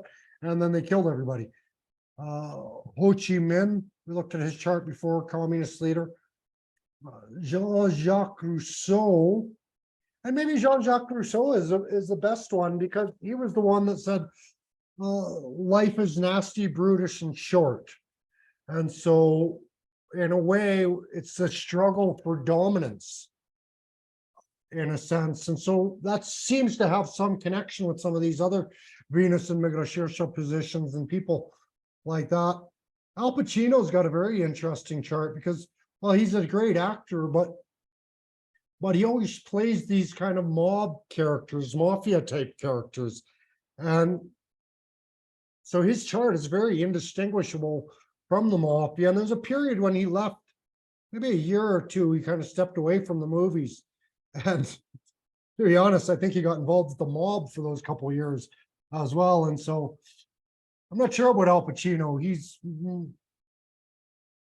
When you look at his chart, it's like, well, he's a gangster, a mobster, same as his characters. And so and part of the theory of a lot of modern acting is to become that character. And so he's become that mobster. And so it's hard to say what he's doing in his real life. Courtney Love, Louisa, Kate Poland. Oh, wow. Oh, wow.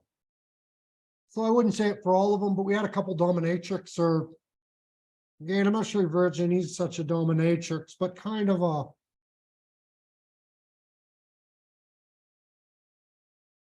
like a temple dancer, like a spiritual prostitute in a way. I don't know how to describe that. I don't know if I have any of them on here, but I've met some prostitutes, for example, and they're very open with it. And they're like, yeah, I've got a sex addiction. And they're like, oh, when I was younger, I was just kind of spinning out of control with it. And now what they do is they're a prostitute. I met a couple actually, and they're prostitute for like disabled people, people in wheelchairs, and this kind of thing. And it's like, well, how can you not just think that's just like, wow, that's the most amazing thing, to go and sleep with these disabled people. It's like, wow, that takes a lot. I think that's an incredible thing these women are doing, actually. Incredible kind of a therapy that they're doing. I was so impressed by that. And that's really a lot of prostitutes. They're doing prostitution, well, maybe because they've had some trouble in their childhood that has led them to that. But a lot of times they do have their own sex addictions that they're struggling with. And that's part of the way. It's like, well, I might as well get money for it, kind of thing, this sort of thing. And so, and I would say, like, especially Taya and Virginie have I don't know, the upper crust of prostitutes, if we can say that. They've kind of made it classy in a sense. And I would say the same for a couple people with in the second pada as well, kind of high class. Yeah, I don't know. Hopefully they don't see this video, because they'd probably kill me if I said that out loud. But it's kind of the reality of it in a sense as well. So, and we get to this third pada, Priyanka Chopra. She's like the most beautiful actress in Bollywood. She was for a while anyways. I don't know what she's doing anymore. Swami Yukteswari Giri. Giri is usually a tantric lineage. He wrote a whole bunch of books. It's funny. It's like so many of the Kashmiri Shiva people I know, I'm like, did you read Yukteswari's books? And they're like, no, I couldn't. I tried. And I tried also. I couldn't. So I don't know who's reading his books, but someone does, because he's very popular. And he's Tantra, and it's like I should be reading his books, but I just couldn't. Julian Assange, we see some of this undercover stuff coming up. Interesting to see The Rock and Andre the Giant's names together, two oversized wrestlers. Cher, we were talking about prostitution. Like, Cher might get mad at me too if I called her a prostitute, but that's certainly how she acted and how she presented herself. Freda Kahlo, she's very popular. Yeah, she was very popular artist, and kind of odd art, very unique sort of stuff she was doing. She kind of came to the US at a time when the US was, anyways, this foreign arts were quite popular at the time. And so she's kind of held up as a inspiration to women. But again, I think a lot of these women they hold up as inspirations to women, it's like someone like Rock, they hold up to an inspiration as men as well. And these people are horrible role models. Like, these people have no right to be a role model. Why is anybody following their path, other than the fact that they managed to get rich and famous? Otherwise, they're jerks and idiots, just being led around by their own desires. Like, they have no sense of control, you could say. And so, like, that sort of stuff. Joel C., he's a Kashmiri Shiva scholar. He did a really nice documentary on Mark that I think you can still find on YouTube. Joel did. And actually, I think I met him that year, but we just kind of said hello. And then years later, I met him for real, kind of thing. Jiddu Krishnamurti, a kind of secular guru sort of thing.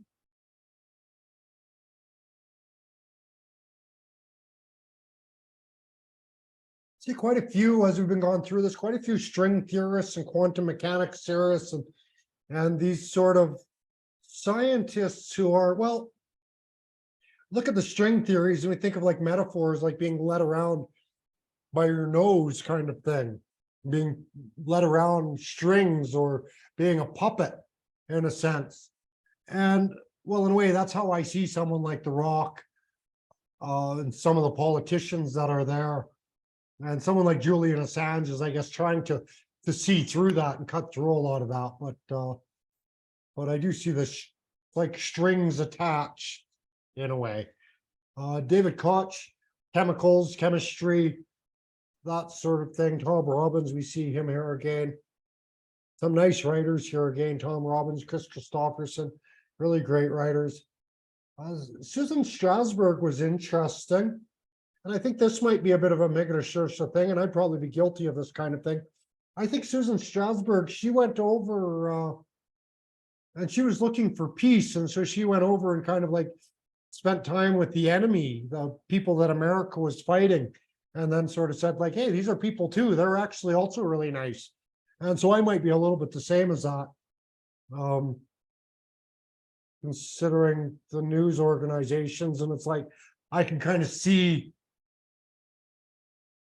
Well, I was writing about this and I'll send it out probably a little bit later today, yesterday's Jupiter topic, but I was writing about the human rights thing that came in with that. And how human rights is kind of used like the responsibility to protect, that kind of, I think it was Clinton in the 1980s started to use as an excuse to go to war. And so they brought this in with human rights, like we got a responsibility to protect these people, and so we'll go and fight them. And so it's pretty clear to me that Putin is basically using that same excuse that the Americans used. And I think in a way, he's also sort of said, I realize that that's no excuse for war, but you guys used it, and now you're using that to push up against me. And so now I'm going to use that excuse. I've got a responsibility to protect the Russian people of Ukraine, sort of thing. And so you can see how these sorts of things get spiraled out of control.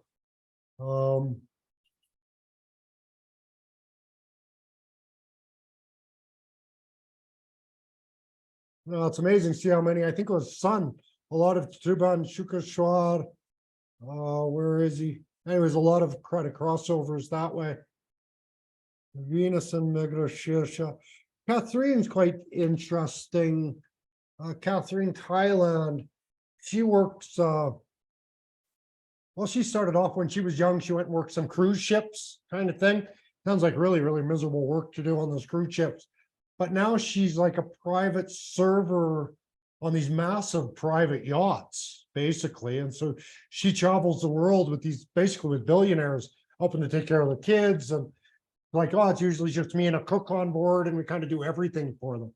And so she does this kind of thing. The only time I ever see pictures, she's at some little speck of island in the middle of nowhere. Really incredible places, though. And so she does a lot of that. I think you're headed that way, aren't you, Diane? Kind of that sort of a lifestyle. Except anyways, your yacht's maybe a little bit smaller than the one she's living on. But yeah, a little baby version. Yeah, so good luck. It looks like a lot of fun. What she's doing is just incredible. Really incredible, going to incredible places. But again, her life is just all that sort of wandering. And Venus is the appreciation, and so she's able to make money through that wandering. I think like Joseph San Marco is always making money through that wandering, through sharing, while also those drugs that bring inspiration, and their path in life also can bring some inspiration. People really, really appreciate it, what they do, even though it's often quite sort of different. And a lot of them do sort of have their own path. The Mrigasirsha seem to be very, very independent. And I think Chandra, the moon god, Soma, is also kind of quite independent, even though they're moving, and you say, they're kind of moving with the herd, moving with the group, but they're doing so independently. In a sense, like me, I've got these Mrigasirsha placements. I'm always alone. but I've got my Veronesi family, I've got my Normata family, I've got my Tofino family, I've got my groups, I've got my crews, you could say. That we kind of go with. And of course, my Veronesi family is just because we always go at the same time. Every year I see these people, sort of thing.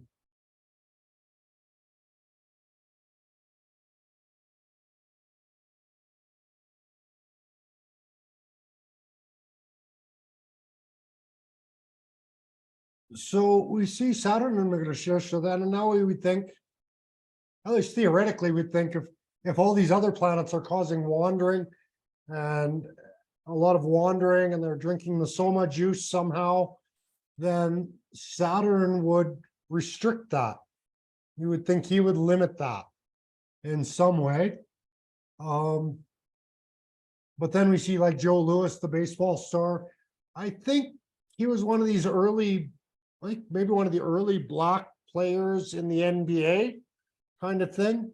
And so that doesn't match, but a lot of wandering and traveling with teams, that sort of thing. Robertson Davies has some things. Sachin Tendulkar, he was I think he was famous for a batsman, they called it.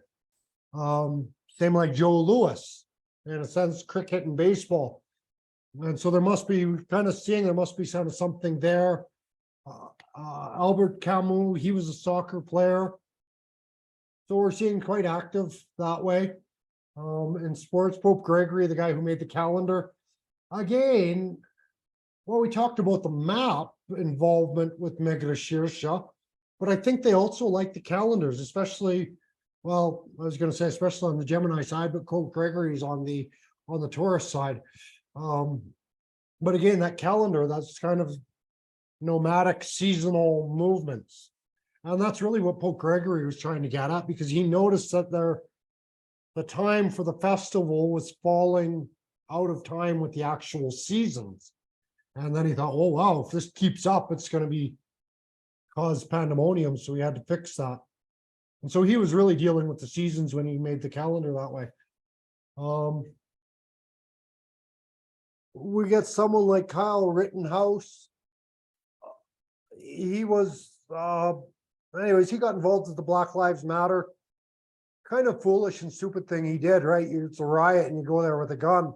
And so he showed up, but still it was self-defense. People were trying to kill him. And so he shot someone. He was just a baby, just like, I don't know if he was even 18 years old when he did all that kind of stuff. But I get a sense that as he grows up, he's going to be kind of a speaker and probably do a lot of traveling and talking and that sort of stuff. We say Jim Morrison, Roger Waters, interesting to see both of them on the same page like that. Geez, how many of their songs did they write? Well, they were completely high. But nonetheless, incredible songs, incredible music, incredible songwriters that way. I think Jim Morrison maybe died young. Roger Waters is still alive though. We see Copernicus, again, we're not sure, but I've got Copernicus has this, a guru for astrologers by any means. Sigmund Freud, Alan Watts, very great philosophers, psychologists. Greta Thunberg. It's really funny, actually, how many placements that Greta Thunberg has with Kyle Rittenhouse, because Kyle Rittenhouse is right wing and Thunberg is left wing. And so we see that in a way, there's no difference what they're doing in some sense, kind of traveling around and trying to teach. He's doing activism that way.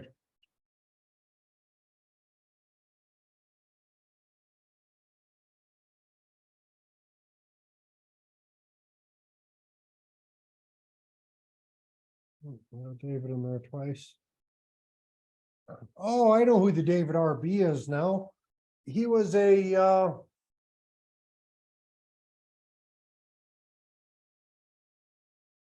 what exactly was it? Some kind of production house anyway. So he was renting cameras and doing rentals for Hollywood, lights and cameras and all of that. So he kind of the back room of Hollywood he was quite involved in. Brittany Halford. Oh wow, was that Halford? I think it was Brittany Halford. I've got another Brittany here. I get them a bit confused, but I think she was a local person I know, so I don't know if you'll find her online. But she was a prostitute when she was younger, and then she managed to buy a bar, but she would have like stripper nights, or she would have she always had prostitutes working in her bars and a little room in the back that they could just go to like that. And so in a way, like after she was a prostitute, then she kind of supported that. She became a pimp in a way, kind of making sure that they were safe and looked after and taken care of, and all of that stuff. She would have the go-go dancers. Very sort of controversial at the time, with the black screen with the naked go-go dancer with her shadow dancing behind, that kind of stuff. A lot of sex, drugs, and rock and roll, you could say, with her life. Kathy, it's interesting here because Kathy also worked cruise lines and shipping lines. And so we saw the other one working on boats as well with these placements. Kathy was never a prostitute, but she was very, very low self-esteem. And I think I've met Kathy a couple times, and she kind of really blatantly and very crude way, I would say, threw herself at me. And of course, you can't take that personal because I think she's doing it for everyone and trying to gain acceptance, sort of thing. And maybe Brittany was kind of the same. Joanne Turk, she works with the gay and lesbian communities, and she was also part of that herself.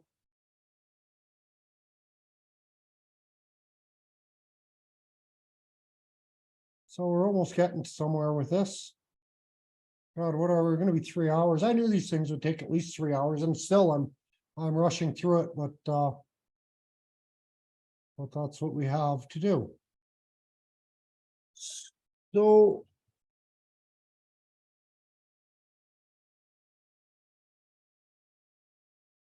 yeah, so we see here Bill Clinton, he had sex abuse scandal. John Leslie had a children's show, also some scandals.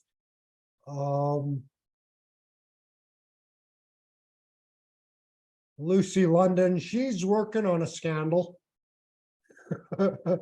I haven't heard anything yet, but I'm pretty sure she's gonna get a scandal going. Sarah, that must be, I think that's Sarah Jessica Parker, Sex in the City kind of a thing. And there is, again, that sort of Sex in the City is almost like Mrigasirsha. It's quite sexy and sexual sort of placement. Of course, Donald Trump, grab him by the pussy comment he made back in the day, sort of thing. And he's had some scandals. God, who knows what the truth is when people make accusations against Donald Trump, because there's been so many false accusations that you can't keep track. But is there any truth in any of the accusations made against him? Who knows? It's really, God, who knows at this point. Shivaji died early. He was kind of a very revolutionary figure. Chris Rock, also comedian, Andre the Giant. Here we go. Andre the Giant, Steve Austin, Sylvester Stallone, Brandon Lee, a whole bunch of fighters there. Dr. Dre was basically a mob boss as well. Bon Scott, I think he's AC/DC, if I'm not mistaken, maybe the drummer. Eddie Vedder. Eddie Vedder, like, I don't know what I've put for a link there, but he's got the Song Society. I hope you do all right without me kind of a thing. And that to me is very Mrigasirsha. They want to be a little bit on the outside of society. In that underground, you see a lot of that underground and kind of doing some unusual things. Because in a sense, that's where you find inspiration, when you sort of step outside of the box, when you step outside of the usual. And so Mrigasirsha is really trying to work on being unusual, you could say. Emily Carr, again, she went and lived out in the nature in Canada and did some really beautiful paintings with some Emily Carr art schools and stuff if you go into Canada. Caroline D was interesting. She's another one, and there was one further up, and probably a couple, but she was a big sort of investment banking lawyer for a lot of her years, kind of really reached the top of that. And then one day she kind of, well, she was in competition with her dad and her brother. And then one day she kind of realized, like, I won the competition, sort of thing. And what she was doing was no longer fulfilling. And so she left it and kind of to follow a spiritual path. And well, left the city also and went and just lived out in nature. And she'll kind of also, she was kind of university professor and doing some translation type work. But then she also left all of that for spiritual path yoga and time to write her own books also. Done quite well for herself. She's I don't know if you ever get to Turkey, you're right next door in Greece. But if you're ever in Turkey and looking for a great yoga instructor, Dan, let me know. I can probably put you in touch with this Sheila. I think she's somewhere around Bodrum. And so, yeah, she'd be quite wonderful. So Cheech Martin, he's famous for his ganja, his smoking. He also did like, because it was Cheech and Chong in the early days. That was like the earliest comedy movies I was kind of watching, all about smoking weed. Nowadays, they would say that whole program was racist against Mexican people, but then he went on later and ended up doing he became like a detective in the shows. I don't know, maybe he was part of like Miami Vice, I think he was a part of that, something like that, but a detective. And so we see that detectiveness sort of coming out a lot here.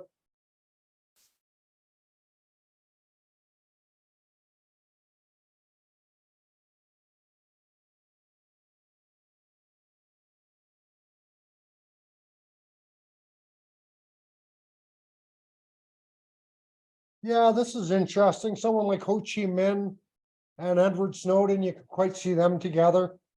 Kind of outside of the establishment. You could say even Vincent van Gogh kind of did his own thing. Was considered crazy also, but he did his own thing. Kamala Harris is very much the establishment, but she's very progressive. And that almost puts her outside of the usual, I guess, that sort of progressive movement, like Simone de Beauvoir. Maybe she was married to Jean-Paul Sartre, a female. Simone de Beauvoir was one of the few female philosophers, certainly at that time. Valerie C., she was fascinating. She was involved in all the gang culture in the USA. Really like the hardcore, like the Bloods and the Crips kind of gang culture. Really, really hardcore stuff. And then she wanted to get out of that. And so she thought, well, how do I get out of this? I have to go as far away as possible. So she got a job in Antarctica, just like cleaning rooms and changing garbage. And she didn't care. She just wanted to get out of there. And so she went there, and I think she's still working in Antarctica. And yeah, you can't get further away than that, can you? She had these again, this is big city stuff like San Diego, San Francisco stuff in the US, but you can get a tattoo, right? And you can do this tattoo with ink, and you make that nice design with ink. Or you can take a razor blade, a knife, and you can cut into the skin, and you can shape the scar tissue so it makes a certain design. And so she had a bunch of these kind of tattoos on her. Very, very unique sort of a person. Very sweet and gentle. It was like, you're with Bloods and Crips? Wow. But yeah, so she was really, really hardcore. I don't know if she killed anyone back then, or what she did, but she really had to get out of there. Somewhere, somehow. Keanu Reeves is interesting. We think of him as an actor, but he's also like very, very highly trained fighter, very like as high a trained as you can get with guns and all of this kind of thing. And so he's as much a kind of a SWAT team guy as he is actually an actor. Fidel Castro kind of fits in with Ho Chi Minh a little bit. Paul Bernardo, there's another serial killer. Mayolis Venom and can't remember what that one did. Venom, but like that. Now we're getting like Paul Bernardo. Ardalet was a smuggler and a serial killer. Thayad Modassar, he's actually a little bit similar, I think, to Assad. I think he's a doctor, an eye doctor, which is actually what Assad was. And we think Mrigasirsha actually, we're dealing with the eyes, and so we get someone like the president of Syria. He never expected to become leader of the country, actually. He thought his older brother was going to take that job. And so he didn't have anything to do with, like, his older brother was like learning how to kind of run the gangs and run the country and kind of like deal with people in this harsh way. But Assad went to UK and learned how to be a doctor and learned how to be an eye doctor. And then his brother died, and it was very like, it's like, you're up, man. And he wasn't prepared to be leading the country at all. And actually, if you look at Assad through the eyes of a lot of Muslim countries, or anyways, you look at him aside from the American perspective of him, he's very secular and he's considered quite a good leader. And him and his wife are actually quite gentle people and like that. Ernest Rutherford, another scientist. Darshan Udiwadkar, Indian music. Eric was a philosophy teacher somewhere in, maybe he's from Argentina. And he's also getting quite involved with astrology and has been studying it quite in depth. Yeah, he's like, I don't know how it happened. He became my nemesis. I don't know how that happened. I never meant to have a nemesis, but Eric became my nemesis. And so that's just one. Again, it's like someone who just does everything that I do, and I can't stand the guy, right? And that's sort of that. But also that Mrigasirsha. I have that because my moon is also in the 8th house, which puts my ascendant in the 6th house for moon, and so I don't like people like me, kind of thing. So we're almost down to the end here. Ketu.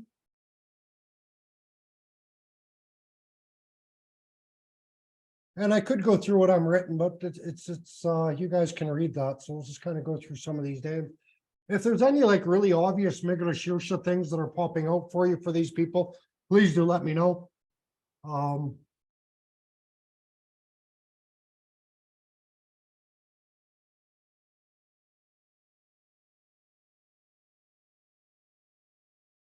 So we see here, oh wow, quite a mix with this Ketu in the first house. Swami Vivekananda, John Calvin, Arthur Schwarzenegger, Bill Nye, Claude Allegre. There's lots of sort of professors and scientists, you could say. John Calvin, Calvinism, of course, for the Protestant Church. Arthur Schopenhauer. God, I was like 20s, early 20s when I was reading Schopenhauer, but he had quite a strong influence on me in those days, at least. Someone like Mel Gibson, Passion of Christ, he made. You think he's just an actor, but his Christianity also comes quite through. I think now he's making a lot of these. If you go on YouTube, there's a lot of these sort of Christian romance type stories, or these nice kind of wholesome American sort of movies on YouTube. And I think Mel Gibson's kind of making some of that, or at least funding it. A lot of these sort of Christian movies. Who else we got here?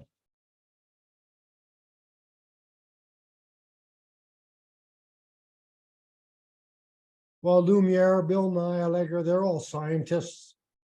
Hugh Armstrong Robertson, I think he's an engineer. Claude Riviere, he's one of these,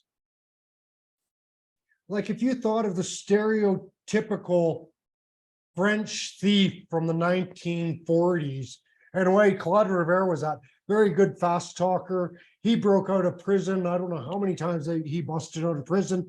Used a helicopter one time to break out, had a lot of connections. Was very, very smooth, kind of a thief, con man, sort of a fellow. Like that. James Q was he's a university professor, very close to retirement now. I think he retires this year, actually. Look, been a few years since I did his chart, and retirement was coming. But also kind of involved with the underground. He was a gay man his whole life. And he said for a lot of his life, he's like, I didn't really hide it, but it just wasn't anybody's business, sort of thing. And now it's kind of funny. He was complaining now that the gay community in his university where he teaches, they're so vocal and they get so many extra sort of perks that he sort of never got, and he never cared about, and he's really kind of annoyed that they're using their gayness to get these extra perks and extra powers that they have. It really kind of annoys him. And one of those guys, to look at him, you'd never suspect he was gay. But he was asking what he was gonna about retirement, and I was like, oh, it looks like you're gonna be go to a bunch of third world countries and kind of enjoy about a lot of debauchery for about the first 5 years of his retirement, sort of thing. Adesh Jacob is actually a little bit similar. I don't think Adesh is bisexual, I guess, but also kind of a lot of sexual debauchery in his life. Rishabh, he was a heroin junkie and turned his life around, and kind of a restaurant owner, and really kind of a good guy now. And I think he's probably going to end up writing books and trying to help troubled youth a lot more as he goes.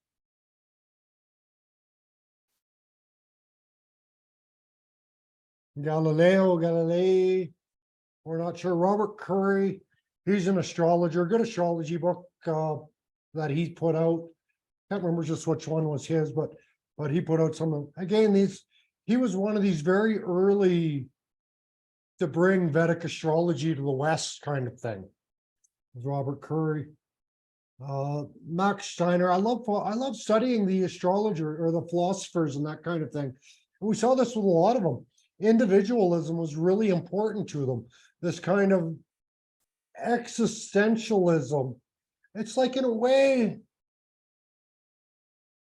well, we all come to like this kind of existential crisis, this crisis of existence and existing as something separate and alone. And that brings in that individualism, and that, well, with Ketu here, I think really highlights the nihilistic side of that. Nelson Mandela, freedom fighter, a lot of freedom fighters. They want maybe not just individualism, but they want freedom. Mrigashirshas really want a lot of freedom. You'll find one of the best friends for Mrigashirshas and the best matches for Mrigashirshas is Swati. And Swati is the independent one. And I find it really funny. I meet all these, like, just about every time it happens, I know what's going on now. You get these quite young girls, 21, 22, and they're like, wow, what you do is so amazing. And then they're kind of asking me all these questions about astrology, and we start to get into it all. And then I do their astrology chart, and I'm like, oh, of course you're a Swati, because Swatis are going for these very risky alliances.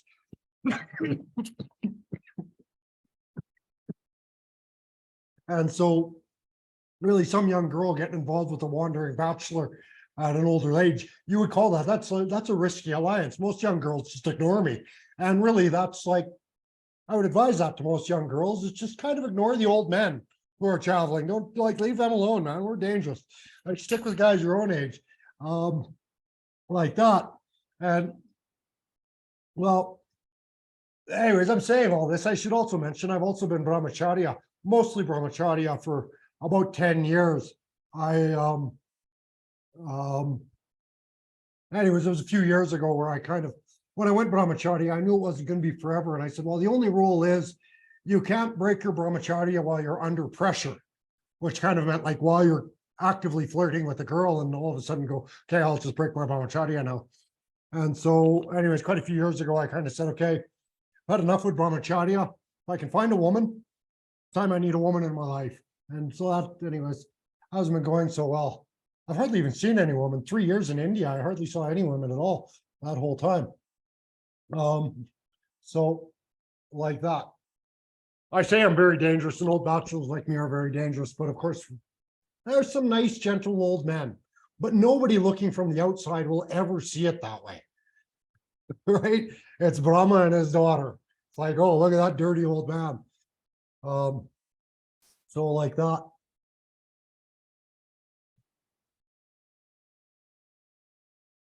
So then we get Napoleon, Pope Francis, Leo Strauss.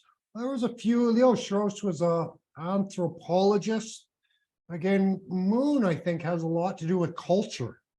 And so the Soma rulership also brings in different cultures. And when you're traveling, that's what you're doing. It's a very cultural experience. We think of travel.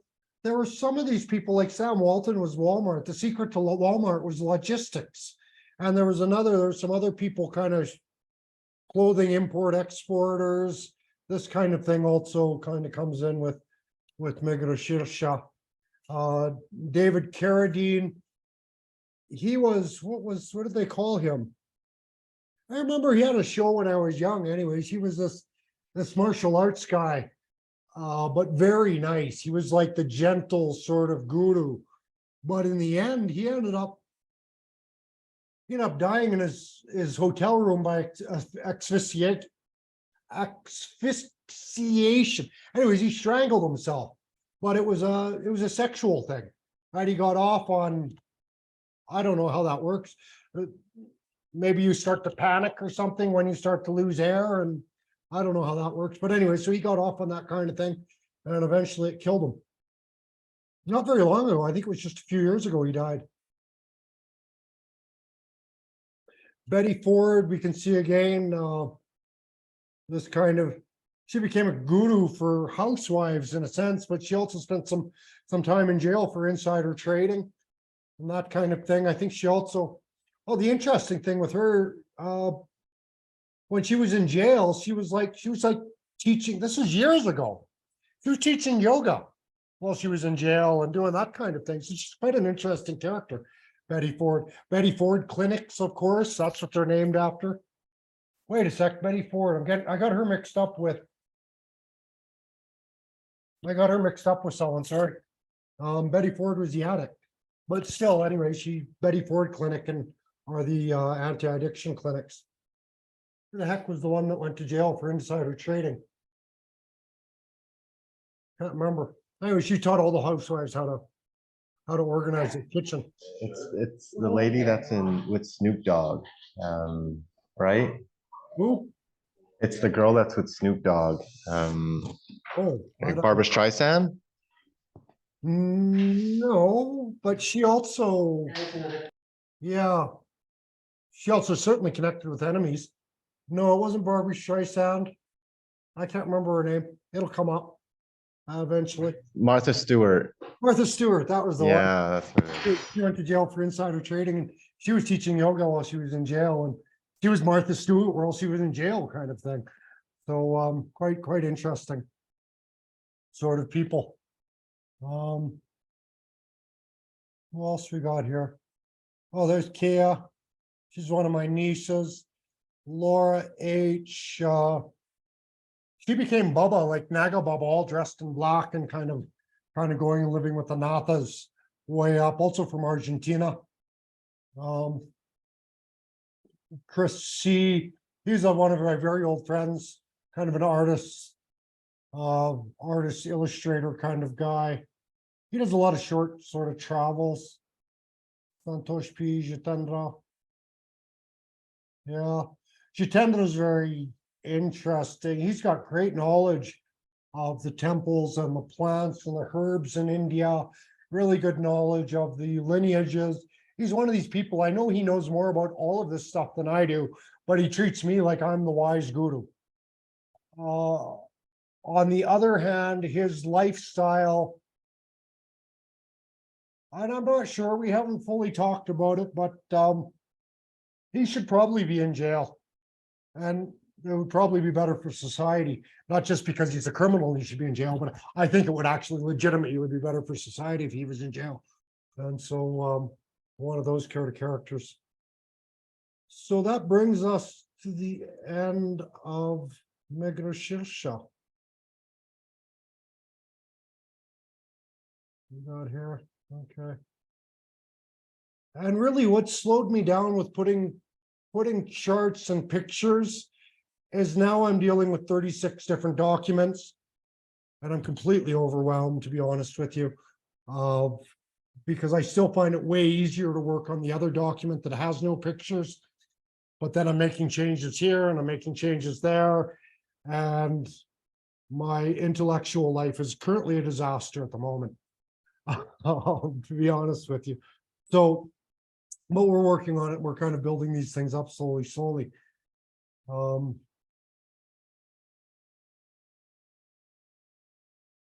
Yeah, one of the things we see, like Swami Vivekananda with his Ketu in sixth house, very powerful position for sixth house.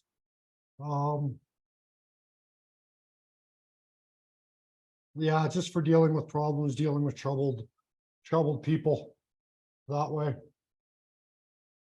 It's funny, we sometimes see these name similarities like Nelson Mandela and Howie Mandel. And so you get this kind of idea that there's something in Mrigasirsha with the man sort of sounds. As far as I can tell, like if you look up the nakshatras online, there's certain syllables that go with each pada of the nakshatra. There's something to that. The reason I don't include any of that in my research is I can't find the link with the syllables that are provided. But I do occasionally see this Nelson Mandela, Howie Mandel sort of thing. I think it was in Kritika, something with Baba kind of thing. And so you saw some people had Baba, Balabane. I had a friend with Balabane, another. So you see these connections with the syllables to a certain degree. But I haven't found it being consistent. And I haven't, anyways, more work needs to be done. I think it's a lot of rectification needs to be done. And these charts and these things will kind of show themselves more clearly.